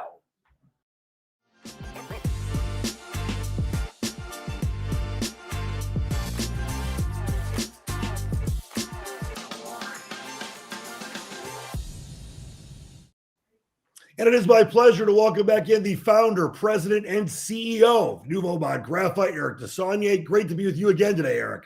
Yeah, thanks for having me, Dan. Hey, the dream is alive. Lots of great things going on with Nouveau. And Eric, I know with China dominating the critical minerals front, the West has moved from concern to forming a coalition. And graphite, of course, is among one of the minerals deemed very critical. Why do you believe graphite is so essential, and what impact does that have right now on NMG? Yeah, graphite goes in about 15 different applications. We were focused on the EV market, which, arguably was the biggest demand, biggest volumes for sure. We have demonstrated we can build a full vertical, not only selling concentrate to customer, but selling a full solution to Panasonic Energies. That's what we've announced last Friday. Our relationship with Panasonic is very strong. And now we intend to do the same thing in other markets. So there's a lot of other strategic usage for graphite. That's why our Canadian government during the G7 in Toronto, with the Japanese government announcing as well their intention to invest in our project. That's the priority of the G7, creating this production alliance for critical stuff, and graphite is the top of the pile because basically we're ready to build. Graphite is needed in many defense and strategic application as well as batteries. And now, we want to be a partner with all those countries who need it, at least one producer of this product in the G7 and NATO countries. Yeah, such an important thing. And speaking of the G7, I know that MMG announced major deals last week on the margin of the G7 meeting for energy. Can you give us an overview of that? Yeah, last week we basically announced 4 offtake agreements displaying where all the tons of our Matawini mine graphite will go. So 25% of the production will go for us, transforming the product for Panasonic Energy. And then 75% of the mine will go directly as concentrate for strategic applications. So 30% going for Canada and other allied country, making an offtake at a very good price, a very good formula to both capture the future upside for graphite, the Canadian government and the company itself, but having a downside protection to allow us to not only finance the project short term with this bankable offtake we have, but also taking our time to develop the right verticals in defense solution for large contractors that are now bidding on the Canadian business, for defense budget. So this is one, and also we needed to be in this refractory market. What is refractory is the bricks you use in the foundries in steel making. So this is still today the biggest market for graphite. We're working with the best company in there, which is Traxys, the biggest trader of magnesite and refractory materials. So great agreements. That's what you need when you're building a project. You need certainty with tier 1 partners. That's what we have delivered for our shareholder. And I know that, Eric, the Nouveau Monde graphite has nearly 100% of phase 2 mine volumes before even the shovel hits the ground, which is a very big rarity in the mining sector. What do you think that says about the need for natural graphite and about NMG, and how fast can you build the mine? Yeah, the goal is once project financing is completed, so the Canadian government is not only announcing an offtake, they also announced their intention through debt, through Export Development Canada and Canadian Infrastructure Bank, and equity through Canada Growth Fund and in Quebec, Invest Quebec. So it's not only the instrument, the offtake, but it's also the financial instrument to get into project finance. Once we have completed that in the upcoming weeks and months, it's a 24 months construction schedule and 6-month commissioning. So sometimes in 2028, we'll be producing the first commercial ton, 106,000 ton per annum concentrator, the largest of all the allied countries, I guess. So this is quite exciting to be that supplier for such an important minerals in our economy. And I know just days ago too, Eric, that NMG announced an updated agreement with Panasonic Energy, securing active anode material from phase 2 Bead Core battery materials plant. Can you tell us about that deal? It sounds pretty exciting. Yeah, great relationship since now 2020. We're working with Panasonic, with Abusaad, the CEO, and Watanabe-san, the CTO. Great friends. They have their Montreal Canadian jersey now with Suzuki as a captain. So they're so great partners, great great mentor as well. You need the customer who are technical savvy, not only their financial resource, but also their human resource. They come all the time on site, they introduce us the right suppliers. They are very end-to-end working with us on this anode material facility that we're building in Bécancour. So the mine is one thing, but then making the right value-added product for such a customer, you need to have that kind of partnership. And it's exactly the same kind of partnership that we want to develop in other applications as well. We have this team. We have 120 smart people living here in Canada, and we're ready to partner with the best of this world in every different application we want to be in. Very exciting stuff. And, the defense is very important right now, as we all know. And let's talk about what graphite has to do with defense, Eric. Where and how is it used? Yeah, in defense application, it can be used in many, many different areas. It could be in the nozzle of the jets for heat heat management. But the one that we are the most active, and we should be able to release some information on that in the near future, is stealth material. So you need to add graphite when you want to shield the electromagnetic signal. So for instance, if you have a submarine, you want to hide the signature of the submarine to radar, you need to use graphite in the polymers or the plastic you're using. So this application is quite attractive in terms of volume and margins. So that's one that we are particularly interested in. And if you're interested, you can Google graphite bomb. So that's called soft bomb. So when you want to have no casualties, but you want to you want to fry the grid, I guess that's what USA did when they entered Iraq. So that's also an application. But all those applications are quite strategic. So that's why. And they're not. It's difficult to make a forecast on how much you will need. So obviously we are planning to not use anything because we don't want any war. But you need to be ready in case there's a war. So that's why you need to have a strategic stockpile. And what was announced last week by our government is they are starting with NMG one strategic stockpile of graphite. So that's one of the two agreements we announced. We announced not only an offtake, but also a marketing and stockpile agreement. So you need to have such a stockpile just in case there are problems with some countries, but we don't wish for that, obviously. Yeah, preparation obviously is key these days. And, I wanted to talk to you about where NMG is on the financing front, Eric. The mine is the support of sovereign wealth funds and tier one commercial partners. Can you tell us about the investors? Give us a little update, if you will.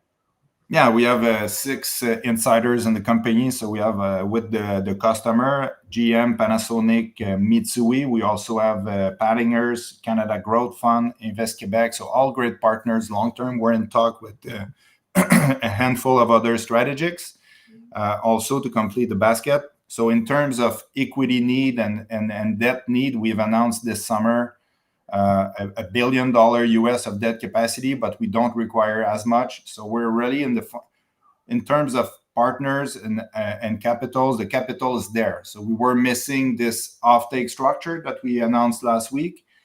So now it's about putting everybody in the same room and making sure that we're ready to finalize this project finance and start construction. Lots of exciting stuff going on for Nouveau Monde Graphite. Eric, a pleasure talking to you again. I know last time we had you on, you had that great Blue Jays hat. They came so close to winning it all, but they made the country proud, my friend. Game 7. Can't get any longer or closer than that. I'm back. I'm a Montreal guy finally, so I'm back at helping Montreal Canadiens going to the Bell Center for the rest of the season. All right, we're going to get that going there too. Eric, thanks so much for your time. An absolute pleasure again. Thanks, Dan. Have a good one. You as well. That was the founder, president, and CEO of Nouveau Monde Graphite, Eric Desaulniers. Always a pleasure talking to him. Their NYSE ticker is NMG. Now let's send it back to the man who, of course, has been the main catalyst for the Chicago Bears resurgence, winning 5 of their last 6 with his high-level quarterback whispering of Caleb Williams, the great Ryan Faluna. Don't forget, I'm also responsible for the Blackhawks' big step up this year. I helped Bedard win a couple more faceoffs. He got some faster wheels there. We're starting to put some pieces together here. So I got my hand all over the place. Let's not go overboard. Let's take credit for one thing at a time, Brian. One thing at a time. Blackhawks and Bears. I didn't have anything to do with the Bulls. Matas is a G. I don't know what to say. So, all right, Dan, we're going to close it out here together. We got 4 minutes left. I don't know if you've got anything on the docket here. We don't have any Anne-Marie or Paul Meeks here today, so we can end this whenever. Let me just tell you this, Ryan, just a little preview for the great fans and listeners and watchers. Huge week on All Access. We've got NASDAQ coming up tomorrow. We've got later in the week, we've got Surf Mobility. We've got Apex Trader Funding. There is a lot of things going on because next week, I'll be at FinTech, the great FinTech conference in New York. So we got a lot of excitement happening. So you and I, you're going to see, you can never get tired of me, but you're going to get so tired of me because you're going to see me like every day. Yeah, look, well, it looks like we got All Access 4 days in a row here. I'm all about that. That's good. These interviews are good. I actually remember him putting on the Blue Jays hat the last time. I am, Dan, I don't know about you. I was heartbroken for a Canadian. I'm a Cubs fan. I grew up hating the Dodgers, man. They're heartbroken. Let me say this. Blue Jay fans. I don't know. Sorry to interrupt, Brian. I don't know if you remember, but I've talked about it a couple times on this show, and I gave it out to my Squatch Club kids, my handicapper clients. I gave them Blue Jays before the playoffs at 7-1, and I had it at 10-1, and I didn't hedge. I said I'm not hedging. I don't care. The Blue Jays are the better team. I should have hedged. I should have hedged Bichette at the 3-run homer. But the Blue Jays were the better team. The Dodgers had the biggest payroll in like the history of baseball. Yamamoto is historic. Ohtani's the best player ever. Of course, you can't get mad at the Dodgers for working within the rules of baseball. But when you have disparities of payrolls between what they've got and what the Blue Jays have, and the Blue Jays were still the better team, and they still lose in Game 7 because Dave Roberts is a genius. I don't know what else to do. How did Pages make that catch in center field? How he ran into Kike Hernandez. September. That catch, Ryan, was one of the. If he puts him in, if people don't know, they put Pages in the middle of the inning. If they don't put him in, that catch is not made. He almost ran over his teammate. Rojas hadn't played until Game 6. Hadn't hit a home run since September. He gets into the 9th inning. I mean, it's ridiculous. Sports, though. It's sports. It's why we love it. It's why we love it. And then I'm going to tell you, I don't know how you did this weekend on the games, but I'll tell you what, that noon slate for the NFL, can we get that every week? Well, you got to listen. As we know, the public, unfortunately, if they don't, they got to listen to you and I, Ryan, because we're the geniuses. They take the favorites too much. You got to look for underdogs. In the NFL these days, it is like last night with the Cardinals. Like, listen, everyone, the public's all over the Cowboys. You got to look at what Jacoby Brissett has done. He's been better than Kyler Murray with the Cardinals. So yeah, I don't know. Underdogs. Kyler Murray, I think, is out of there. Maybe he'll replace Aaron Rodgers in Pittsburgh. We'll see. And yep, had the Panthers. Didn't have them to win outright, but had the Panthers with the points, and they won outright. So big move there. All right, Dan, I'll tell you what, we got a couple of these all accesses here today. We're going to have some fun after, especially if we finish up a little bit early. I'll try and put some things together. Maybe we'll give out some bets to the viewer towards the end of the week. Whatever you want to do, I'm always on board. Dan, really good stuff here today. Thanks for the interviews. I'll see you tomorrow, buddy. See you tomorrow. You're the man. All right. That is Dan Leach. And folks, that's going to wrap it for us here today. We will be back at this again tomorrow. Much better day here today. Look forward to the rest of this week being pretty good. Stay tuned for those AMD earnings later today. We'll be back at this. Stay green, stay safe, stay focused. I'll see you.